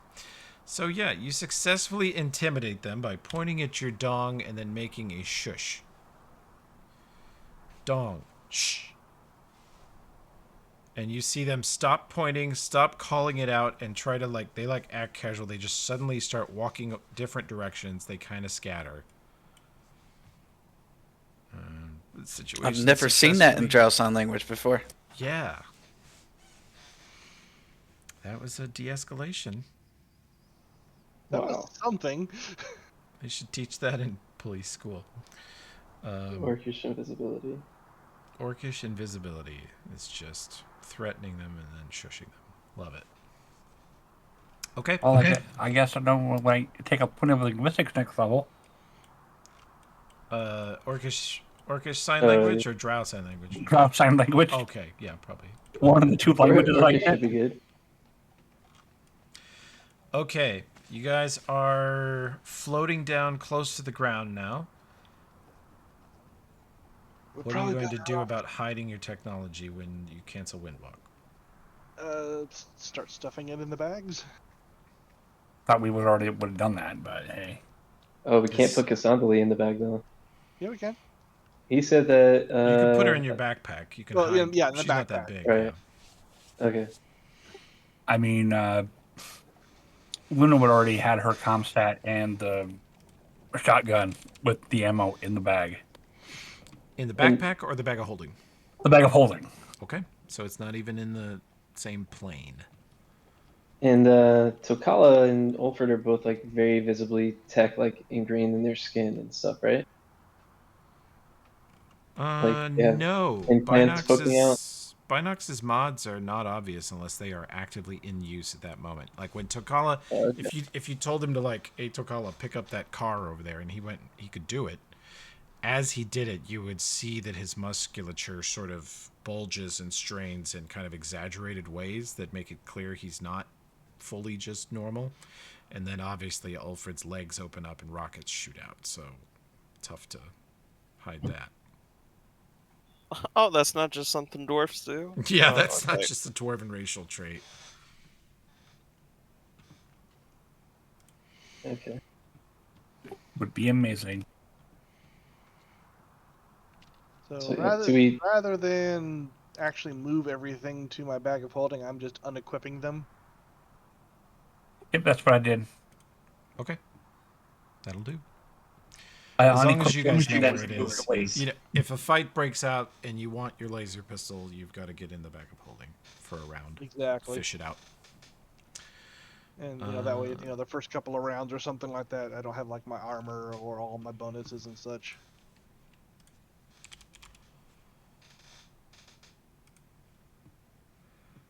Let's see. I need to do this. It takes my AC down to a 19.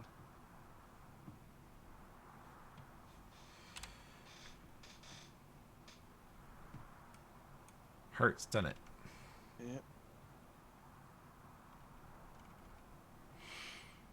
Okay, good. That fixes that.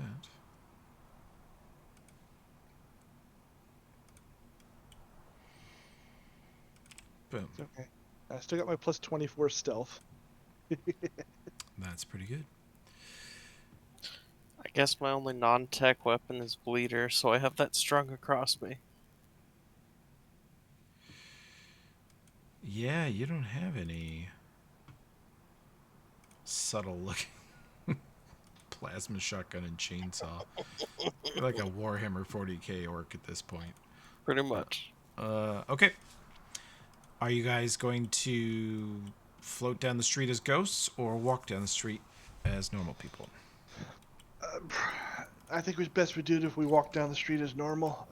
They're going to be looking for us, and if we come in as in the cloud form, that might look a little extra suspicious. Drow are not numerous in this city at all, are they? Non-existent as far as anybody knows. I mean, do you think they think it's suspicious, Cloud, or just expected, given that I shared within them? I guess shaman don't do this normally. Not to mention the fact that it's more suspicious for more people. You know, if they see clouds floating down the street. Yeah. I just worry, like Olbrin said, that a drow, a Kasath. That's what. Well, cloaks are good for that sort of thing. You know, they got hoods. They're big. You just kind of keep them over you. Keep your hands in. Alright. I guess. You know, if we Does got my cloak have, actually though, does my cloak have 4 armholes? cloaks don't have armholes. Oh, this is just late. Okay, yeah, not like Think, that. think Yeah, of it you just wrap it around you. yeah, think of it like Okay. half a poncho, but you just wrap it around Yeah. the front. Got it. Yeah, I was thinking a jacket. You're right. Yeah, you should be Yeah, okay. like with Olbrin, if we got to do something kind of long term, you know, we can always wrap him up like he's got some sort of skin disease or something like that. Well, that's lovely. That's really Plus, I lovely. do have the copycat wand too. That'll help. Okay, Well, I can disguise self or disguise other if we need to as well. cool. Okay, so you guys are going to materialize normal. Am I seeing people in brown cloaks Well, I step figure out of thin air? no, we would materialize in an alley that is empty after checking to make sure nobody would be paying attention. Fair. All right, we'll start you guys right over here then. This is an alleyway with no windows facing it. Looks like, well, there's one right here, but you can be careful about that. And you guys step out of your spell and into normal tangible form right here. Okay. First and Josh, is Olbrin No. disguised?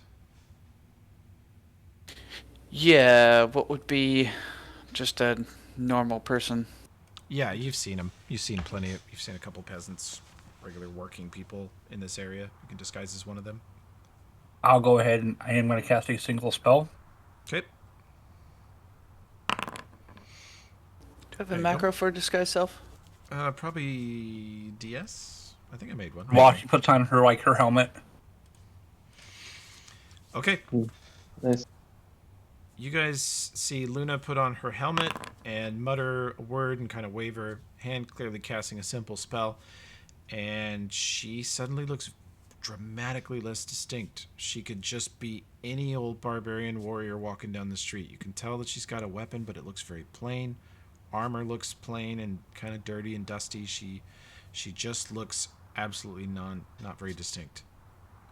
Very plain. And Olbrin, disguises fully as a peasant. Looks absolutely convincing.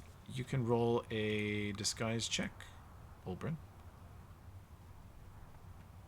Should be just DIS.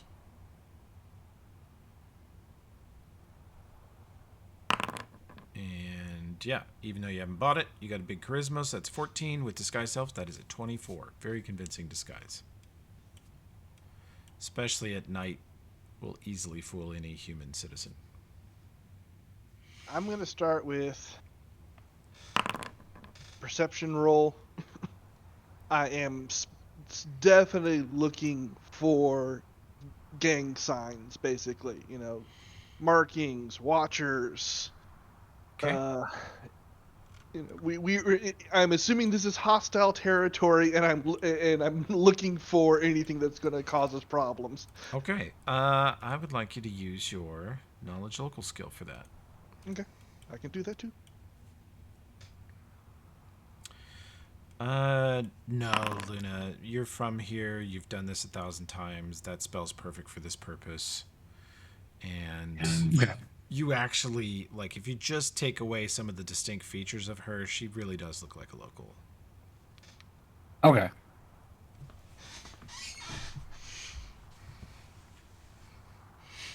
It's like my buddy Kyle. You know, he can look like a classy guy if he tries, but if you put a trucker hat and a banjo in his hands, he's just like every redneck you've ever seen.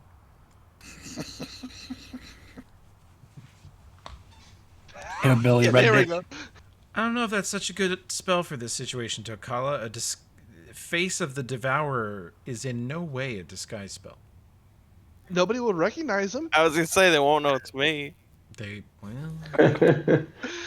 be screaming in horror and running, but they won't the recognize police description from the traumatized survivors would not be accurate to describing Tokala. True. Right. It'd be That's like true. Cronenberg creature. If that's your goal, No. like, I'm just saying it's an option. there, I can. it would definitely Okay. prevent there from being any wanted posters that look like you. I mean, if we don't have a way to, if anyone needs a way to disguise themselves and doesn't have a way, I can lend them my coat that I have, since I'm purposely not disguising right now. you. I don't think I need anything right now with the armor tech stuff put away, and just a little bit of dirt in the fur, Mm-hmm. all that sort of stuff. I'll look like I'll fit in. Okay.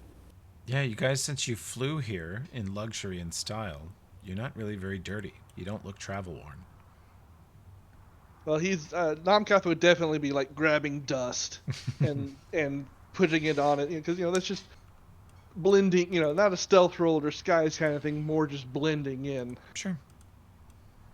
Here, You basically he'd be recommending it for like Tokala, and in pretty much almost anybody else.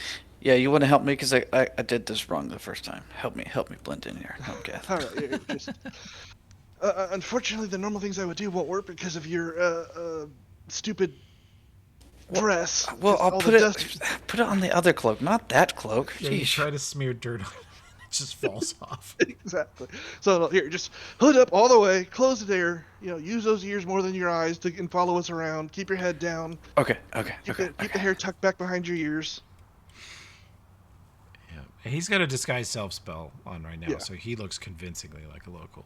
Oh, okay, yeah, there's that. Yeah, so you're fine. You're fine. just coaching him on how to walk and giving everybody the basics of what you and Tokala think is the local accent, which Luna can confirm. And Oberyn, plod, don't prance. You're a human, not an elf. Shit, Well, you need to say that don't- to Tokala. He's the one. Yeah, I was with gonna say he's fancy got boots. the boots. Damn fine boots. Yeah, those boots are kind of eye-catching. Like, That's what the robe is for. I got that pulled around me. all right. Everyone's just brown cloaked up, I think. Yep. Okay. Namkath, Well, there I'm- are. Because I'm more normal. Unlike the others who have the cloaks around them, my cloak is more open, more casual open. So we don't look like a bunch of people who are trying to hide, a whole group of people who are trying to hide themselves. Okay. Namkath, you don't see any signs here, but with your very high perception and your very astute knowledge local, you see that there are some old ones that have been scratched away. Like this house next to you has what looks like some kind of graffiti on it that has been it's just sort of peeled off, like the bits of whatever paint they used just flaked into dust, and there's almost nothing left of it. So like really old signs. Yeah, you think it could have been worn away by age, but it also looks like it was eaten away by like acid or something. Just tore it apart. Tore apart the paint without destroying the building. Okay.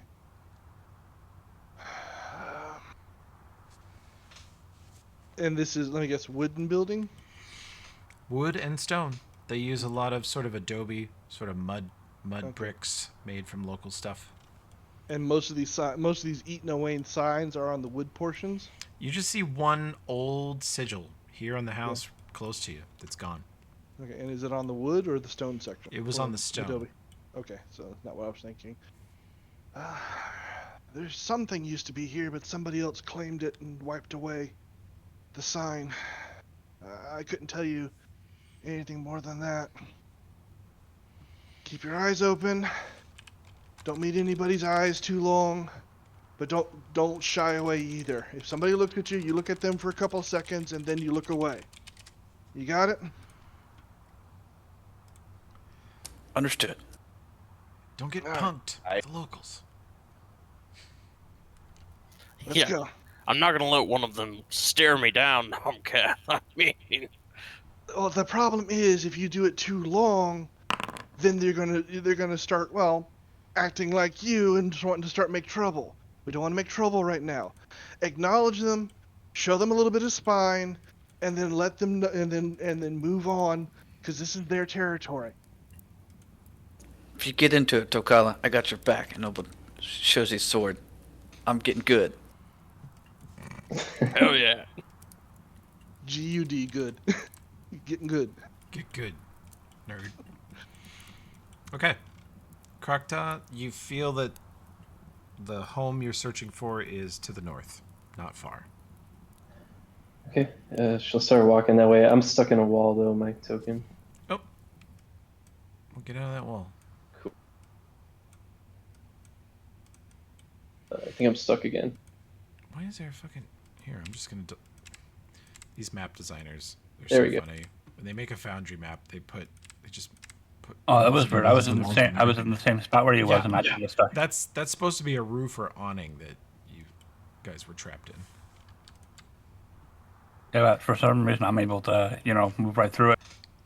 Yeah, it just depends Oh, on which weird. square you're in.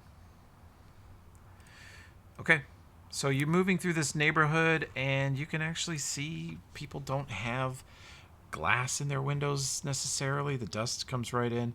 You can see they have lights inside. They're cooking dinner. You hear conversations, fairly quiet. It's definitely a very, very poor kind of neighborhood of workmen, craftsmen.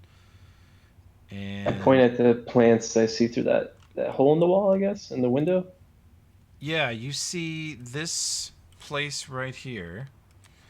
For a moment, you can see sort of green stuff through the window, and then the window slides shut right in front of you as you're looking towards it. Yeah, I point at that and say I think that's where it is. There's plants inside. Should I? Let's not be too obvious in approaching it. Let's get in the area and just kind of let them acknowledge us. Seems like there's a back door over here. I mean, Don't go in. Let them come to us. This is their territory, their house. We don't go in. I'm not going in, but I could knock on the door, right? Let's give them a few minutes to see if they come out to us. I mean, she told me where she was. I think she wants me to be here. Proctor's gonna ignore Nomcath and It just looks like go up to the looks door like the and knock Kala on is it. too. Yeah, Proctor just goes and knocks on this door next door. It opens, and you see her standing there, the woman from your vision, glaring at you. And as you look at her, her hands are not empty. She is... Hang on a second, you guys are all sliding around while I'm describing a nanosecond to him. I'm gonna get you.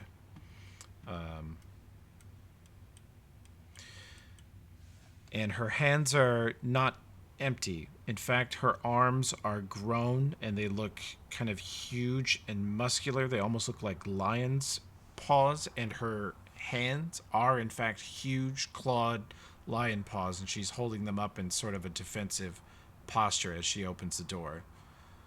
and she says to you, Crocodile doesn't speak Hallett, do you? Nope. She says something in Hallett, like, Nomcath, you hear a woman's voice from around the corner say, "Who are you?" And then, Crocta, you hear in a very strange, difficult to understand accent of the Druid language, this sort of universal Druid tongue of, "You are a skinwalker." And she holds up her gigantic lion paws, like they're way too big to be her actual hands. No, I'm no skinwalker. Are you? And she says that in Druidic. She And looks say, I'm. confused. And Skinwalker is this really kind of uncouth term for shapeshifter. Oh, yes, yes, I can. I shapeshift among other things, and Crocodile will shift into a bird right in front of her. She looks at you and then looks alarmed and looks kind of over you and to the street and says, who are your others? Don't do this. Don't do this where they can see." She's trying to speak in the Druid tongue since you seem to respond to that, but it's difficult to understand her. So I'll go back to Crocodile form and just say, let us in, maybe. They're with me. They are good. They also uh, love nature. Just let us in if you feel unsafe here. She kind of pushes you aside a little roughly. That doesn't hurt you, but she sort of shoves aside and looks around, and you see her sort of make a face like she's whistling, but you don't hear anything. And she says, "Your friends may come inside quickly." All right, yeah, so Crocodile motion to them, say, bring him in, or come in. And also, Nomcath, you'll look at Nomcath in particular and be like, where's Tokala? Can you please go get him? Takala's standing on the side of the building with his ear pressed against the wall. Takala Alright, also heard the woman in Hallett say, "Who are you?" I think she's inside. yeah, she is. Come on, Takala. Alfred, she wants us inside quickly before anybody sees us. Thought about Kool-Aid Manning through the wall, but Yeah. Oh yeah. Oh shit, I think I just jumped through the wall by accident. Damn You're it. outside. Damn it. Quit that. The tiny house.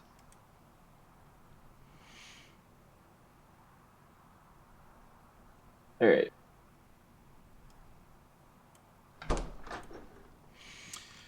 Takala immediately opens a door and sees a dead body, clearly wearing what looks like some kind of armor, covered in plants in an advanced state of decay. And she hisses and like raises up her paws to like get in a fighting stance. Just In as soon as you guys walk in, Takala flings the door open. in Hallett, I'm like, easy, easy. He's an idiot. He's nosy. I'll take a charisma check, whoever wants to do it. She clearly speaks Hallett and Druid. Oh, I don't speak Druid, but I do speak Hallett. Yeah, well, it seems like Nomcath was coming down. Straight charisma or diplomacy? Well, obviously diplomacy would be superior. Can I also say in Druidic? A separate one? Or are we just Yeah, going with that sure. one? Okay. Takala, you can roll me a perception check while you're standing there. And I'll say in Druidic, he's a simpleton. Just ignore him. We can control him. nice. Takala, when you guys were... Damn, you are very diplomatic. Crocodile just made it worse. I mean, there's no critical skill failure in Pathfinder, so Crocta just beat Nomcath by 2.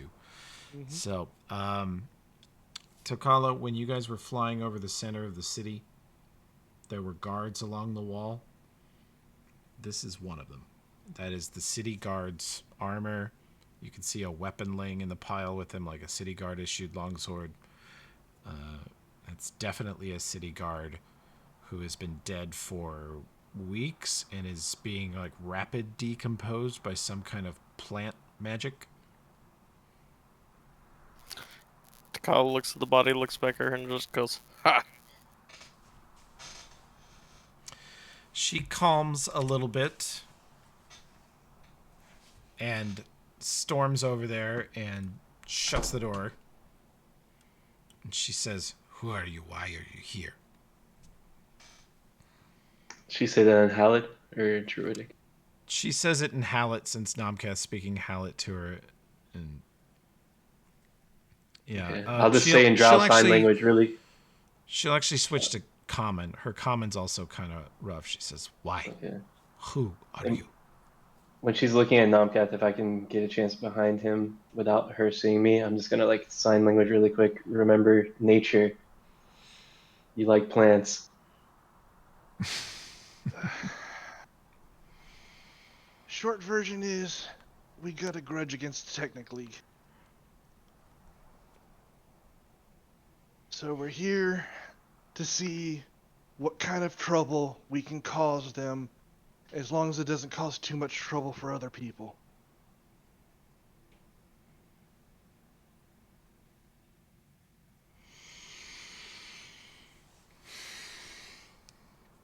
She says, you come here. You're not from here, but you fight Technic League. Numeria, Takala's from Numeria, Oberyn's from under Numeria, Ulfrid grew up in Scrapwall. Bastards, they took it. They took me home from me. Yeah. After we finished it. Poor sad dwarf. And Krokta, well, Kroktaw's Krokta. But yeah, we all kind of have a grudge against the Technic League. And we've all kind of decided it's time somebody give them a kick in the pants. Especially after what they've done to this area, the devastation to the wildlife here.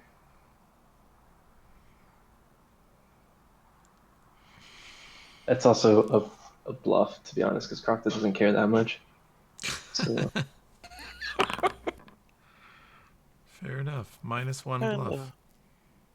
What kind of druid are you? I don't know. It's not my planet, man.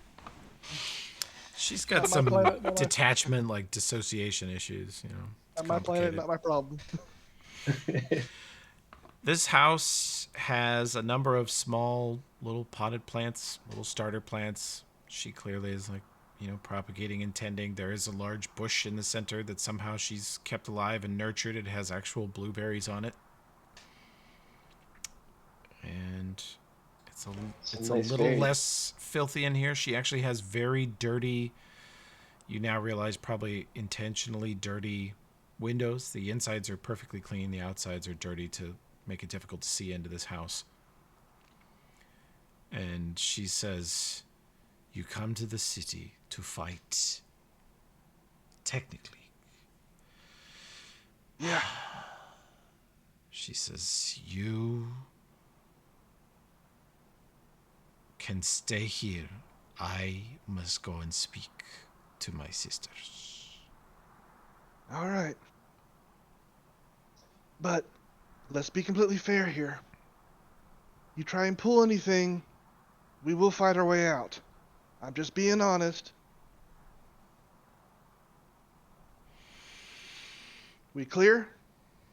Housewarming gift. Croctaw, what's that? Yeah, just before she leaves, I'll say, and just for welcoming us here, I brought this for you, and she'll take out a package of deer shit. Just hold it out, and I think you might appreciate it. You give her deer shit. Yeah. She takes a look at it. She kind of smells it. She says, "This deer shit. Yes, but it was treated by a high-powered druid over in the Scar of the Spider. Yeah, it's delicious. Would you like to give Crocta some shit in return? You see her wave a hand and kind of cast some sort of spell over the top of it, purifying it. And I figured she'd like it, you know, she's naturey. let's see.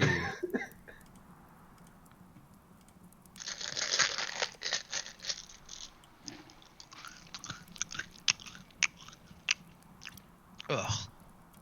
She likes it.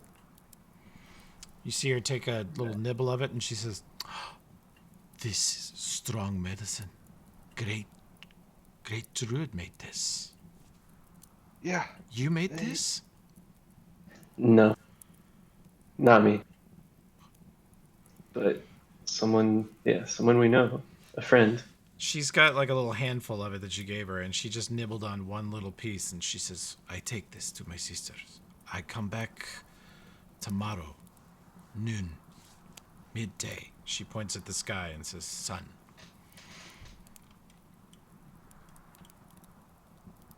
All right. We'll be here. As you see her step out into the street, you see another woman dressed very much like her nearby, and her, when she reached out to take the deer shit, her lion paws shifted very smoothly and fluidly. It really was only a shapeshift from like the elbows down, and shifted back into normal hands. And Namkath, those of you who are looking out the dirty ass windows can clock that there's a bunch of her sisters nearby. They all dress pretty similar, pretty sort of dirty city druid look to them, and they slink off in the night together, and you hear them talking amongst themselves. I assume they quickly get out of sight. Mm-hmm. Ugh. All right. One thing I am going to do though, Hmm. before when I see them kind of meeting up and starting to talk, Yeah. I have an old gift. Uh-oh. Oh, shit. What is that? You gave that to me, or I I should did. say, Long Dreamer gave that Yeah, to I didn't me. give you shit. Oh, Some weird that space thing. moth gave you that. Mm-hmm. So I Yeah, know I forgot about that. I won't be able to catch much of the conversation because they're not in sight long and they're facing away from me. But every little bit helps. An idea of what they start talking about and anything, so we can see what kind of attitude they might have starting out at least. Okay. And you speak Hallett. Yes, I do. As they are walking away in the dark, whispering to each other, you hear her whisper very rapidly in a local dialect of Hallett. I don't One of- hear it's lip Right, reading. right. You read one of them says, "Why did you call? Who is in your house?" And she says, "It is not my house now. It is a tomb of one of the dogs. And there is visitors with a druid from I don't know where, but they brought these, which are clearly the craft of a master of an archdruid." And she is handing them the deer shit, and they're sniffing it and nibbling on it the way she did. She says, "We must talk to the others. This could be our chance to begin again." And the last thing you get from one of the others is, "They look strong. We will kill so many people." And then they walk off.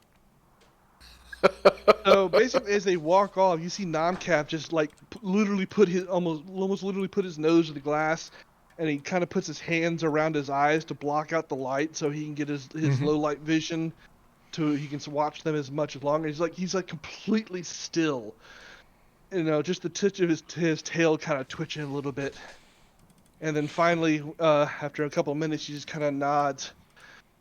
Oh, that was pretty impressive thing there you did, Crocodile. You really impressed them with that. They are interested in us, but we're gonna have to be very careful. I I think they're fanatics. I think they're going to be more interested in killing people and fixing things by lowering the overall population rather than destroying the source. Hmm. So we're going to have to be very careful what we promise them. I have just a spell for that. I am also in favor of that.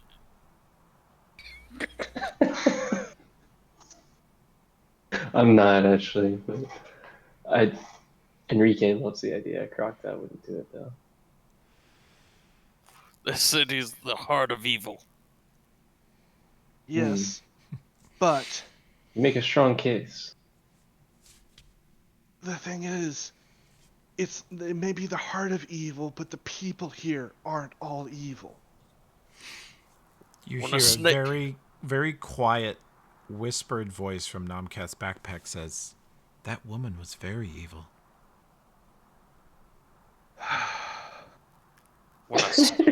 When a snake bites your leg, you cut off the leg. What? Sometimes you gotta cut off the leg, okay? Wait, what? I missed a piece of this Listen, idea.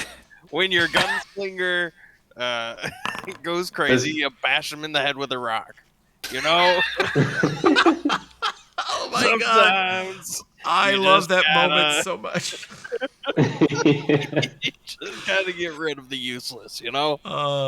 And it's That usually was a great McGinnis. moment. God, McGinnis role Look. played it so well. Hey, what's going on? What'd I miss?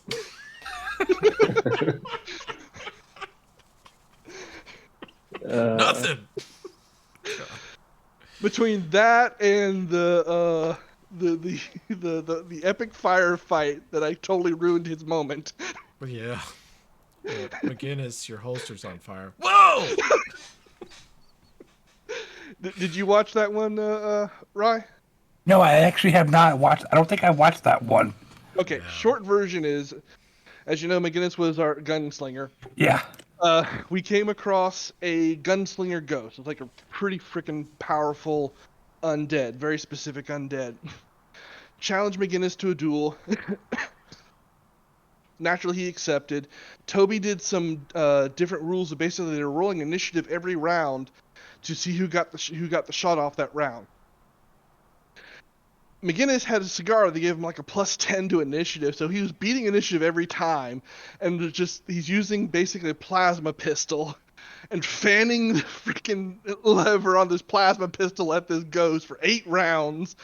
The other guy never gets a shot off, just completely just decimates this powerful undead. The guy falls. McGinnis does the cool turns around, blows smoke out of his pistol, does the cool flip, slides it back in the holster, starts walking our direction, and just pure impishness on my part. I'm like, McGinnis, your holster's on fire. From the plasma pistol shooting so much.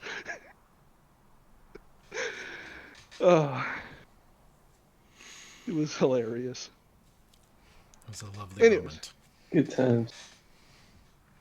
The rock Yes. moment was basically just McGinnis was out of it for some reason in like another dimension mentally, and Tokala was just like thinking he was dead and about to kill him with a rock in the back of the head or something like that. Yeah. Thought he was brain dead. I was just gonna put him out of his misery. Right? And it was like a whole like this is what we do in my tribe to For the help people elderly? get too weak. Yeah. But more, it was literally just him and McGinnis. The rest of us were off chasing something down. And McGinnis kept failing this roll to recover. He had about That's one okay. more roll before I started. Yep. He was going to get coup de grace with a rock. Jesus. Okay, so you guys are left in this house with this dead body, and its equipment is sort of piled in a little box next to it. And there's some fresh blueberries. As Ulfred noticed, there is no toilet. There is sort of a bowl that you think might be used for something like that, but Tokal is filling it with blueberries currently, so... yeah, we'll probably We should pause ta- here, and this is a good little... Just exactly the safe haven you envisioned, right? Yeah, right. Great. Now that we know that they're evil, Yay. Eh, can I ask Cassandra really quick? What do I detect as? Depends on the day.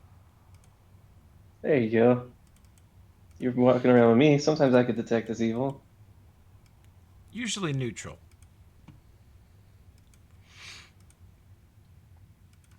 What about I mean, Takala there? I mean, conversationally, sure, Croc Talk can be sometimes sus as fuck, but to show up on a detect evil spell, you have to, have murdered some innocents and done some truly mean shit. So I have to actually do it. Can't just be all talk. All Yeah, right, you can't just talk about cannibalism. Like, you gotta walk the walk. got it.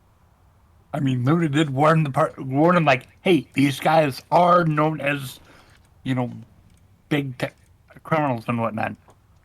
Yeah, but Yeah. Enemy of our enemy. That's what Oberon said, and I listened to Oberon.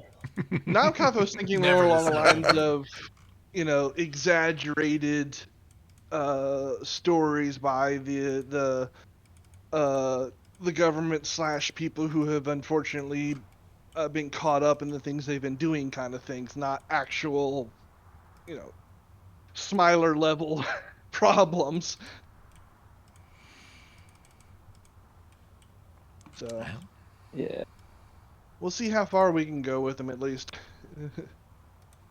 I mean, I'm pretty convinced that they're gonna be my best buddies. Namkoth isn't above working a little shady to get a greater good done. yeah, He's a that's the rogue, though, of spirit. course. That's the spirit. Love it. All right, Well, well, we'll try we it next will. week and see what happens. Yeah, we'll pick it back up from here. I love this stopping point. Didn't think I'd be able to end the session right in this little slum, but I like it. All right, good night, everybody. All right. And then Night, guys. Nice. two. See you.